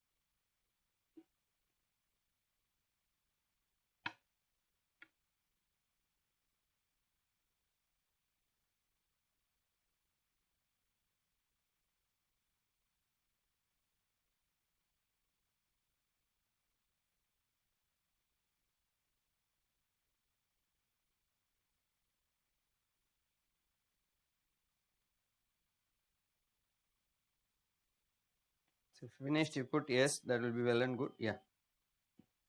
So when you go for this third point, blurring of boundaries and responsibilities for socioeconomic issues, take the example of the word security. What are the prefixes you can attach to security? If this term is taken security, what are the words you can attach in front of security? I'm just asking with very basic thing, not any technical thing is required. So one is internal security, political security. Then apart from this, any other thing we can add upon? Social food security, correct? We can take food security. When you say food security means another most important thing is nutritional security. So what is the news article regarding this? Regarding this nutritional security, what is the news article? Last 1 week, anyone gone through the news articles? Some survey is being released. Anyone gone through that survey? Hunger index, not a hunger index is there. What is the survey is? So you can see that National Family Health Survey. And can you say which ministry is responsible for it? This can be a prelims question. Which ministry is responsible for it? Ministry of Women and Child Development, Ministry of Health and Family Welfare. That's correct, Ministry of Health and Family Welfare. Just check all these things, that can be a prelims question. Okay. One is food security. Next we have job security need to be there. That's nothing but income security. Right now we are using technology. We can put cyber security is another most important thing. Cyber security. And we have focus on social security. And one important aspect is energy security. Why I just listed out all these things is to identify this term called energy security. And for any nation's security depends upon energy security. So it should be there should be energy security for achieving national security. And what is this third point is? We need to go for the year of 1991. What is the year of 1991 important for India? 1991. How 1991 is important for India? So 1991 we relate with LPG era. 1991 we relate with LPG era, correct? So before 1991, this energy security was taken care by government companies like NTPC, NHPC, National Thermal Power Corporation, National Hydel Power Corporation. These are all government companies responsible for providing energy security, which is equated with national security. But right now you can see that the same role of energy security is not only given by the government. Along with NTPC, we have Tata Power, Reliance, all are playing a major role in energy security. So this we call as blurring of boundaries. For any socio-economic issues, it's not only the government, even we have private players in important areas. For example, energy security, right now we have this FDI in defense, correct? Recently some changes are being done, FDI in defense sectors. So what is the percentage of foreign investment in defense manufacturing, any idea? Current affairs. Last 1 or 2 months of current affairs. Privatizing railways is one. Apart from privatizing railways, I'm asking about defense sector or manufacturing. What is the percentage of FDI investments? Not 40%, we have moved out of 40%. Right now around 74% investment can be done by foreign players for defense manufacturing. And you know that any country's defense is most important. Even military hardware in India can be made by private players, especially foreign players. So that's nothing but blurring of boundaries. So this is a good example, energy security. Right now we have private players. Defense manufacturing, we have foreign players. So that's called blurring of boundaries. That is autonomous self-governing networks. It's nothing but the role of regulators. Role of regulators. When you say regulators means, a good example is if we go for banking sector, we have RBI. And for capital market, we have SEBI. And for telecom, we have TROI. So these are the regulators. We have regulators in all areas. For example, we have this real estate regulatory authority, RERA. Like that, we have regulators for different sectors of the economy. So autonomous self-governing networks are nothing but the role of regulators. So can anyone say what regulators does in Indian economy? Regulators. These are good examples. RBI, SEBI is a good example. So what is the role of regulators in our Indian economy? What they are doing? So regulators are similar to umpires in sports activities. What umpire does in sports activities? Take the example of cricket. What umpire does in the game of cricket? Prevent monopoly. Okay. Assume that there's an umpire in cricket, correct? Any sports activity we have an umpire. What umpire does? Please understand he's along with the players. But what he's doing is not playing the game. What he's doing there is identifying malpractices, market collapse, checking authority, okay. Then stabilizing the market, okay. He checks the fair play, that's correct, okay. Decision making, okay. So write down. Role of regulators, that's the most important thing. Role of regulators. To ensure, role of regulators, to ensure fair play in the market. And next, to ensure fair play in the market. Next, to resolve conflict among market players.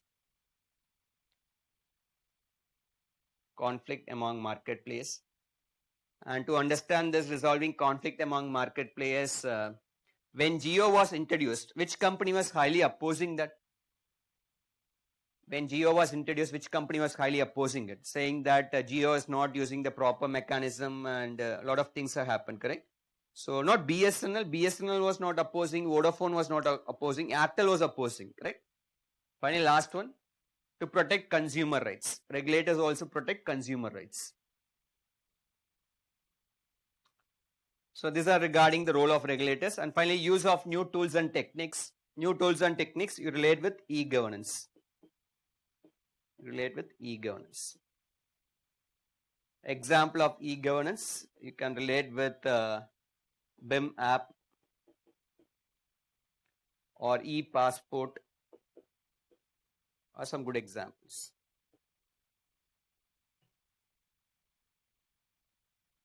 So these are regarding the features of governance. Next we go for measures of governance. How to measure governance in a society. Measures of governance. And this is given by World Bank.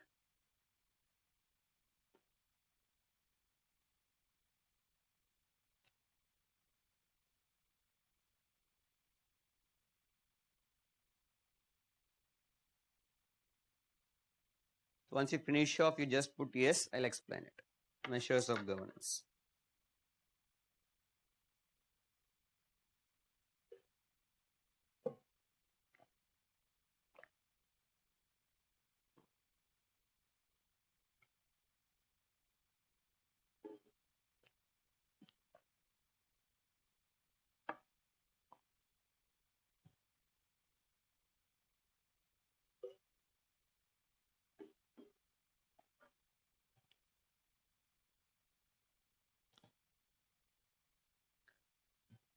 So when you say measures of governance, so in this, I think you finished.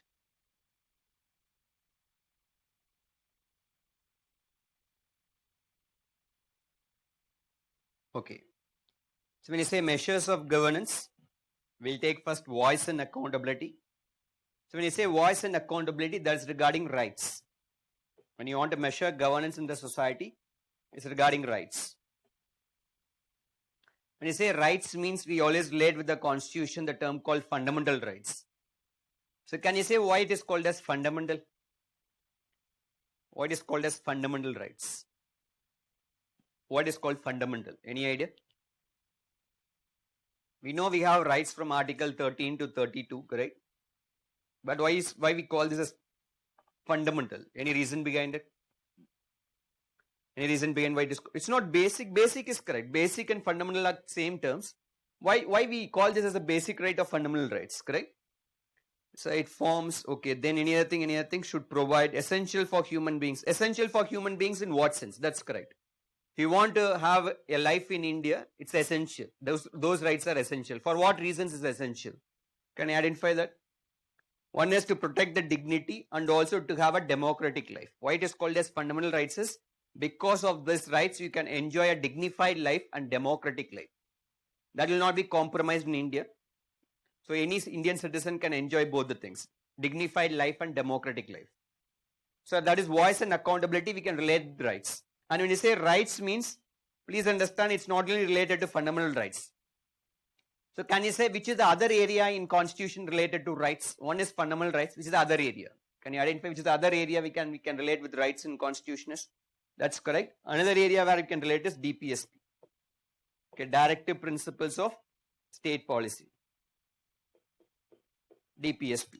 This is also your right. Here right means it's nothing but socio-economic rights. Mostly it's dominated by economic rights. Socio-economic rights. So rights in Indian constitution, one is fundamental rights, another thing is DPSP, Directive Principles of State Policies. Keep that in mind. So voice and accountability is regarding rights. And the second point is political stability.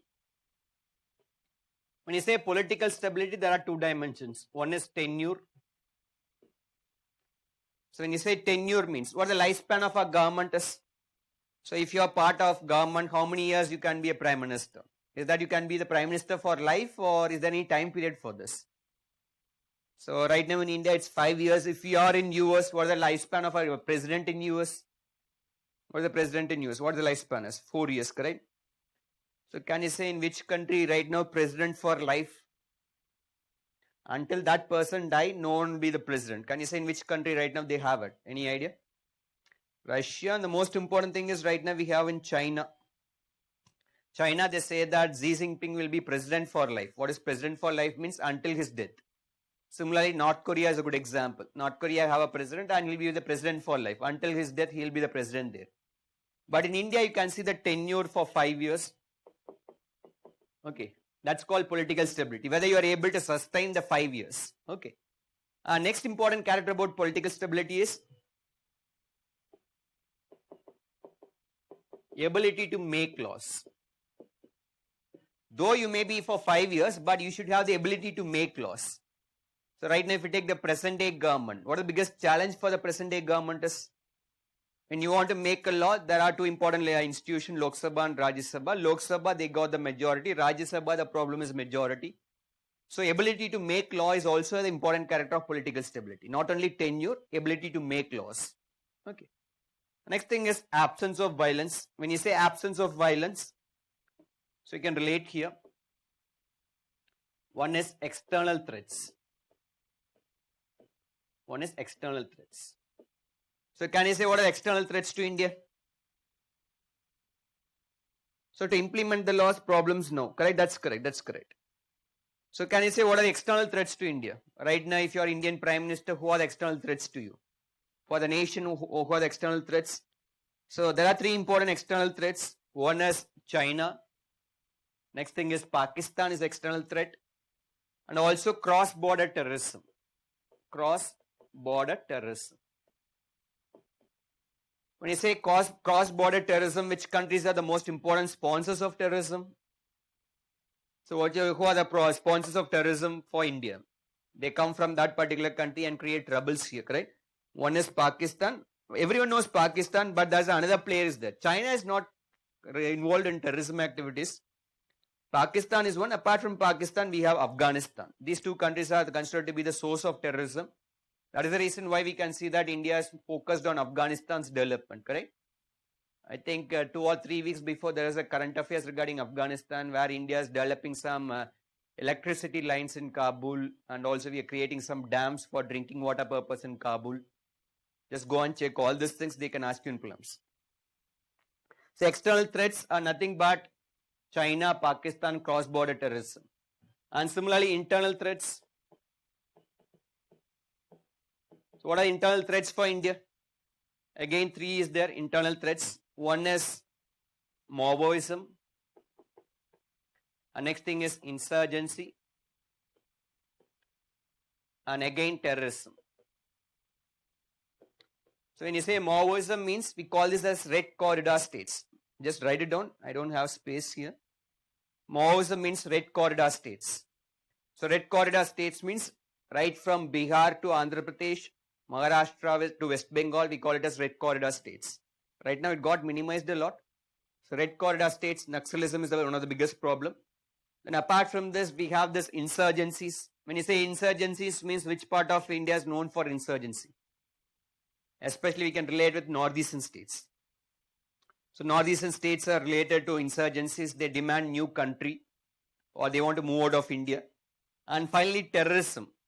Within India itself, terrorism is emerging, not from Pakistan and Afghanistan. So which are the states we have with terrorism within India? Terrorism within India. Can you identify which are the states like that? Terrorism within India. So one is, that's correct, there are 2 states. One is Jammu and Kashmir and Punjab. So these are the external threats and internal threats. And how this is personally related to you? How this is personally related to you? Punjab is no longer a threat. No, it's not like that. We have Khalistan issue is there in Punjab still. And government thinks that that's a threat for India, Khalistan movement. And Khalistan terrorists are not settled in India, right side, they are outside of India. Mostly settled in European countries or Canada, they have the domination, correct? So how this is personally related to you, external threats and internal threats, how this is personally related to you? And how this is personally related to you is especially in UPSC examination regarding cadre selections, correct? Regarding cadres. Cadres are nothing but which state you want to work. Right now, from all this discussion, which are the states considered to be safe right now for you? So which are the states right now safe for you? Right now you want to be an IAS, IPS officer. Which state is South India is one. Apart from South India, in South India, which are the states? Kerala is one. Kerala is comparatively safe. Right now we have Maoism present there, but comparatively very safe. Kerala, Tamil Nadu, Karnataka, correct? Karnataka is there. Okay, Karnataka is there. Some part of Maharashtra. So you can see that in cadre selection, there are a few states which is considered to be personally safe, correct? And what determines your cadre allocation is in UPSC examination? What determines your cadre allocation? Rank, correct? That's correct. Rank, and rank is based on marks. And this marks will determine your fate. To understand why I'm saying all this thing is, right now, if you go and check UPSC results, the mark difference of 10, can anyone say what is the rank difference? If there is a mark difference of 10 between candidate A and candidate B, both are in the UPSC list, final list, can anyone say what will be the rank difference? They say that rank difference will be in hundreds. Can you understand the point? One will be in the rank of 200, another will be in the rank of 300, only for 10 marks difference. So in UPSC, each mark is important, and that determines your cadre, where you want to work. And even there's a good example happened to a friend, and that was his first attempt, and he got into police service, Indian police service, and he got the posting in West Bengal. I'm saying about 10 years before, in West Bengal. And West Bengal comes under this red corridor states, Maoism area. Okay. And most of the time, what is the first posting in police services? So what's your first posting in police service? Right now, if you are an IPS, what's the first posting? ASP, correct? That's correct. You will be part of district administration starting with ASP. And most of the time, what happens is, as an ASP, they put in troubled districts. What is troubled district means? Troubled districts with a lot of law and order problem or problems like this, Maoism or similar to it. And what happened is our friend got his first posting in West Bengal, a troubled district.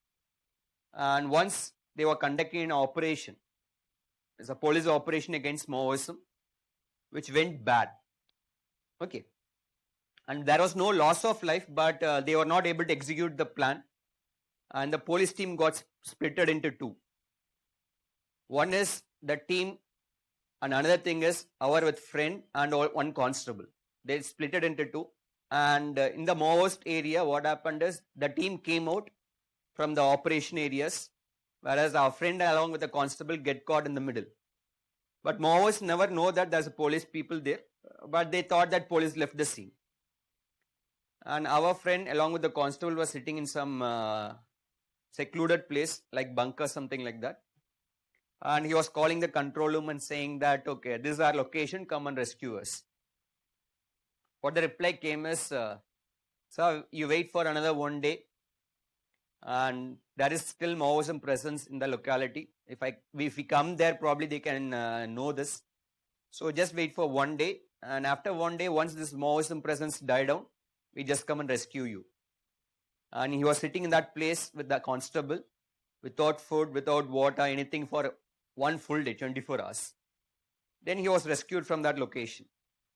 And we asked, what was in your mind for that particular 24 hours? And he said that I was thinking about my mains examination. And we asked, why you think about your mains examination? And he said that in my mains examination, I left 3 questions. The reason for leaving the 3 questions is because of my hand pain.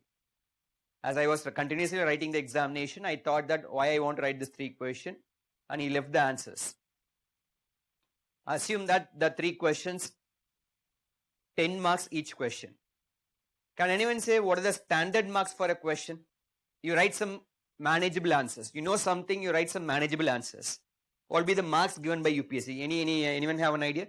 5 marks is very high, correct? 6. I'm asking about manageable answers. You doesn't know the perfect answer, but you know something about the question, correct? So what they say is probably they can give 3 marks. So he left 3 questions, 3 into 3, 9 marks. And he said that all these 3 questions, I know the perfect answers. So if you write a perfect answer, we assume that UPSC is giving 5 marks. 15 marks. And what he said is, if UPSC have given the least mark for me, 9 marks. So in final results, 9 marks means I'll be in IPS, probably I will not be in West Bengal. I'll get some other safe states. If UPSC have given the best marks, that is 15 marks out of all the 3 questions, I will not be in IPS, I will be in IAS.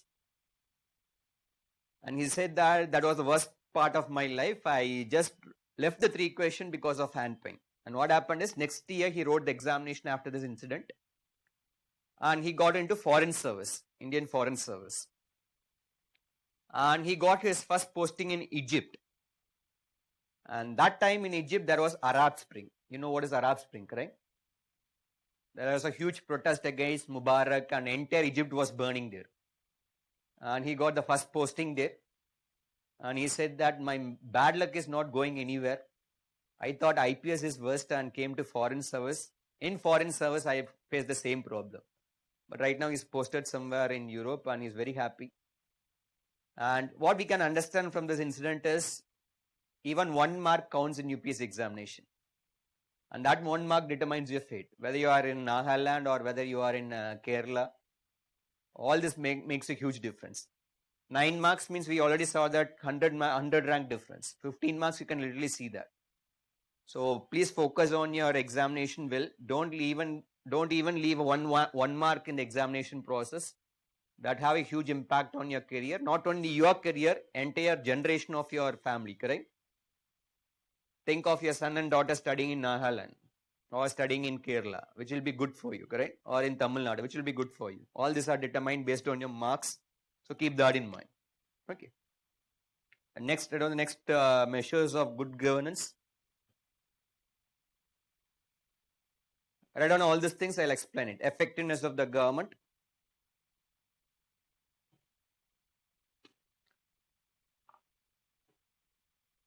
My experience in UPSC journey, I'll share it later because class is very limited. Okay. So if I speak that, it will be waste of time. I'll say it later.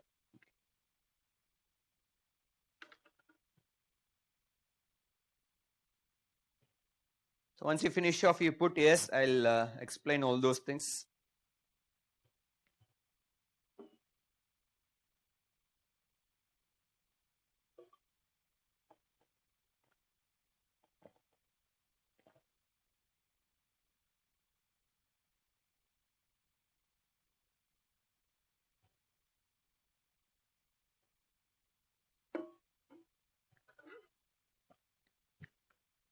Next thing is effectiveness of the government. Effectiveness means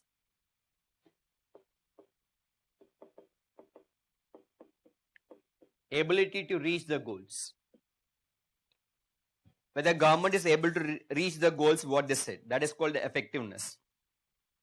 To understand the effectiveness of the government, we can take 5-year plans. Right now in India, we have 5-year plans. We don't have 5-year plans, but we finished off with 12 5-year plans. Can anyone say out of this 12 5-year plans, how many 5-year plans we are able to reach the target? Every 5-year plan, we have a target of GDP growth and everything. Can anyone say out of this 12, how many 5-year plans we are able to reach the target? Any approximate numbers which you think that? Okay. It is said that in India, we are able to reach the target only in 2 5-year plans. And most of the other 10 5-year plans, we just revised it, we are not able to reach it. This clearly shows the effectiveness of the government, correct? And another good example of effectiveness is we can relate with family planning.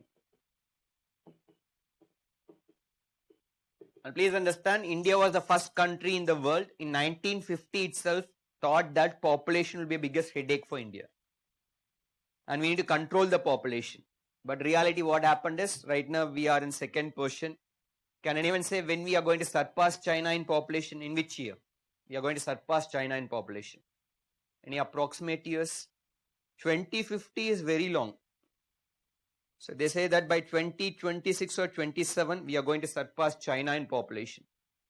Just another 5 to 6 years down the line, we are surpassing China in population and we will be the largest populated country in the world. And in India, family planning was an utter failure. Can anyone say the reasons why in India family planning failed? To be precise, right now, this is a bad word in India. Family planning is a bad word in India, correct? Especially we go for rural areas, villages. You can't say this term. Can you say why it failed in India, family planning? So religious belief is there, illiteracy is there. Next thing is any other reasons? So any other reasons? It's why it's a failure one, correct? Cultural values is there, family systems, liberty to citizens, correct? And also on the government side, government was forcefully using this family planning measures, which was not liked by the people. So ultimately what happened, people never support this program. And this is a good example of effectiveness of the government, where they are not able to reach their targets. The next thing is regulatory burden. Regulatory burden is nothing but too much of rules. Regulatory burden is nothing but too much of rules. Right now, in which sector it is being minimized is, and last few weeks there's a current affairs regarding this one sector where government is rewriting the rules and regulations. Anyone have an idea? That's correct. Just go and check this term called labor code. This can be a mains question. Please understand, India is rewriting this labor laws. So because labor laws was considered to be most regulated one, and it hinders a lot of economic activities. So government is working on this labor laws and they have created a labor code. Go and check. This can be a mains damn sure question because India is working on it. Because labor codes was more driven based on socialistic objective before 1991, and we are making a lot of changes to match with the new LPG era. So that can be a problem mains question. And rule of law. Rule of law we can relate with Article 14 of Indian Constitution. Rule of law, Article 14. So what is Article 14 is right to equality. That is called Article 14 of Indian Constitution. You can relate it. And finally, control of corruption. So corruption is another biggest factor of measuring governance. So can anyone say what is corruption means? What is corruption? What do you understand by the term corruption? So sometimes this can be UPSC interview question also. What is corruption means? So any idea about this term corruption? Your understanding of the term corruption, that's it. No perfect definition is required. So corruption is nothing but, it's not bribery, code of conduct to correct corruption. I'm asking what is corruption means, unethical practices. Okay. Corruption means, write down, misuse of public authority. Corruption means misuse of public authority. Misuse of public authority.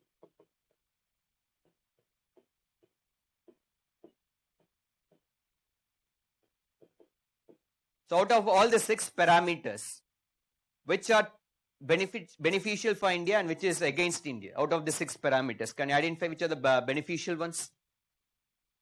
Which are the beneficial ones?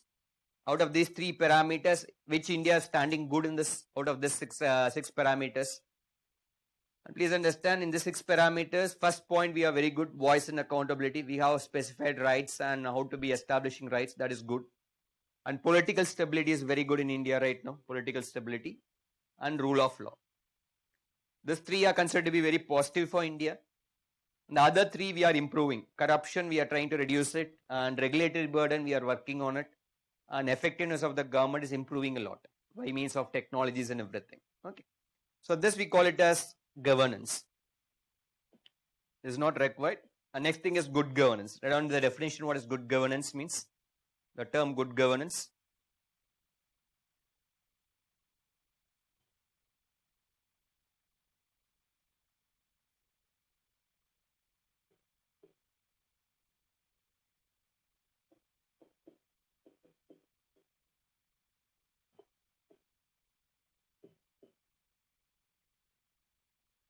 Just write it down. I'll give a brief explanation of it.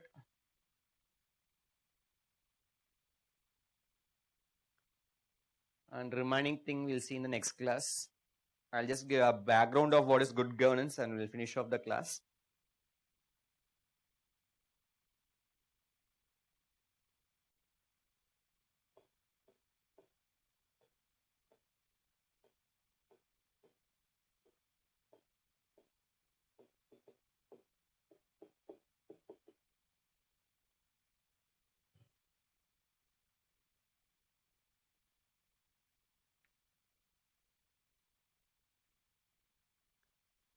If you finished, if you put yes, I'll explain it.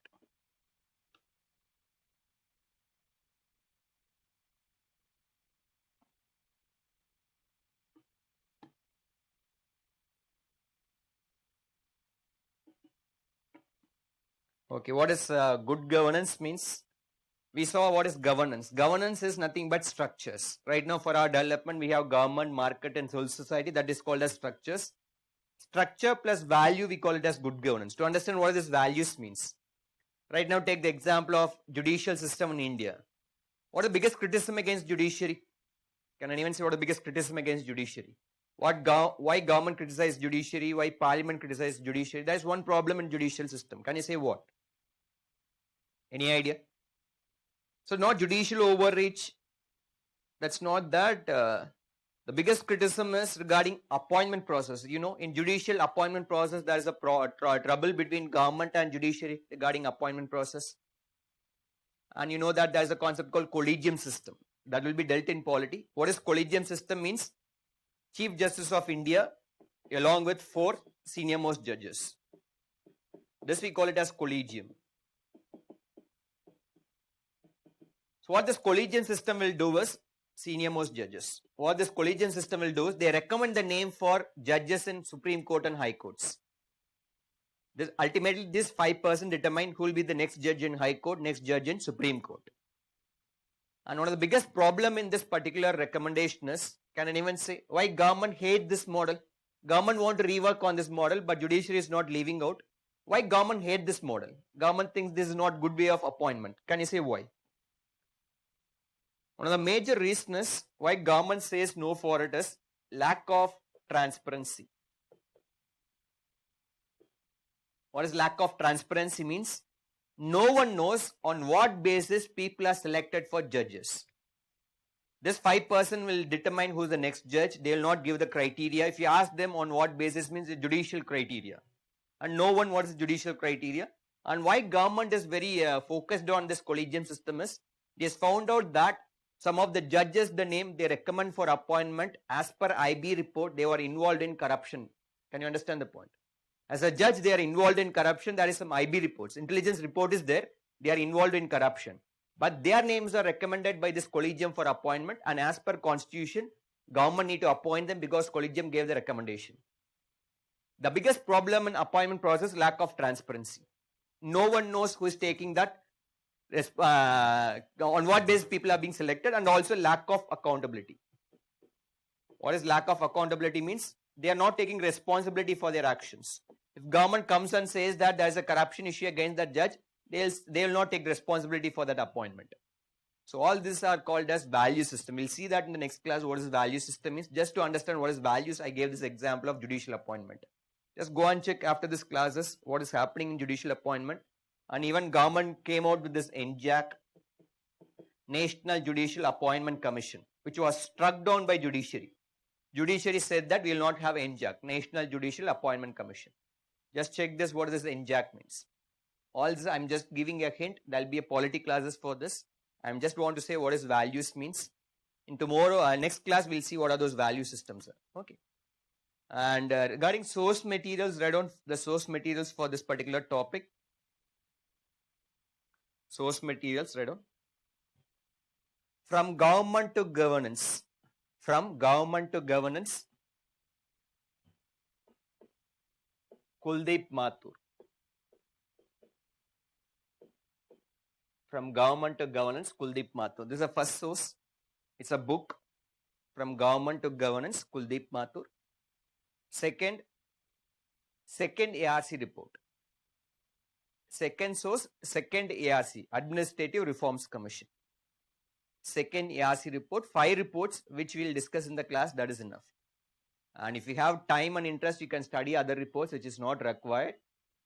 And while you think that I want to study extra reports, go and study summary of recommendation. There's a title called summary of recommendation in every report. Just read that if you want it. If you want to read the entire 15 reports, it take 1 year because each report is around 250 to 300 pages. It's a waste of time. So you just need to read summary of recommendation. There are some other reports relevant for public administration option. Right now, for GS, only 5 reports is enough. Last one is newspaper. Third source is newspaper. And how to study for this governance topic is start from the third source, go for second source. You read newspaper well, relate with second ARC. The first book, that is Kuldeep Mathur, my suggestion is after finishing of your prelims, just have this book, a small book, to understand the concepts. Right now it's not required, don't waste your time on it. And regarding SIA material, you can use it until now. SIA material along with the second and third source. After finishing of the prelims, just buy this book for understanding concept. Beyond that, nothing is required. It's more related with current affairs. How you understand current affairs, we can relate with governance well. That's it. Understanding of current affairs, second ARC, and concept clarity, we have this Kuldeep Mathur. My suggestion is buy it after June month. And if you have anyone have Lakshmikant for governance, my suggestion is based on current affairs, read Lakshmikant. Because Lakshmikant is very exhaustive for preparations. It has so many contents and which is not required for the examination process. What is happening in news articles, based on that, you relate with Lakshmikant and study it. Beyond that, nothing is required. Okay. Any clarification in today's classes? Any doubts? Any clarification or doubts? Is my classes understandable for you? Whether you are able to understand the classes? So yes, okay, okay then. Thank you. Any other clarifications? Any clarifications? Any doubts or clarifications?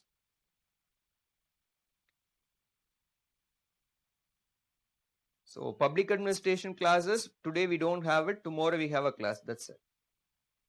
So regulators' roles are nothing but like an umpire in sports activities. They are able to watch what the players are doing and they want to make sure there's a fair play. You can see in cricket and all ball tampering. That will be avoided by the umpires. All this will be done by regulators, that's it. Okay. Can we fully rely on SIA material? Yes, you can do it, no issues. So can we wind off the session? If you put yes, we can wind off the session.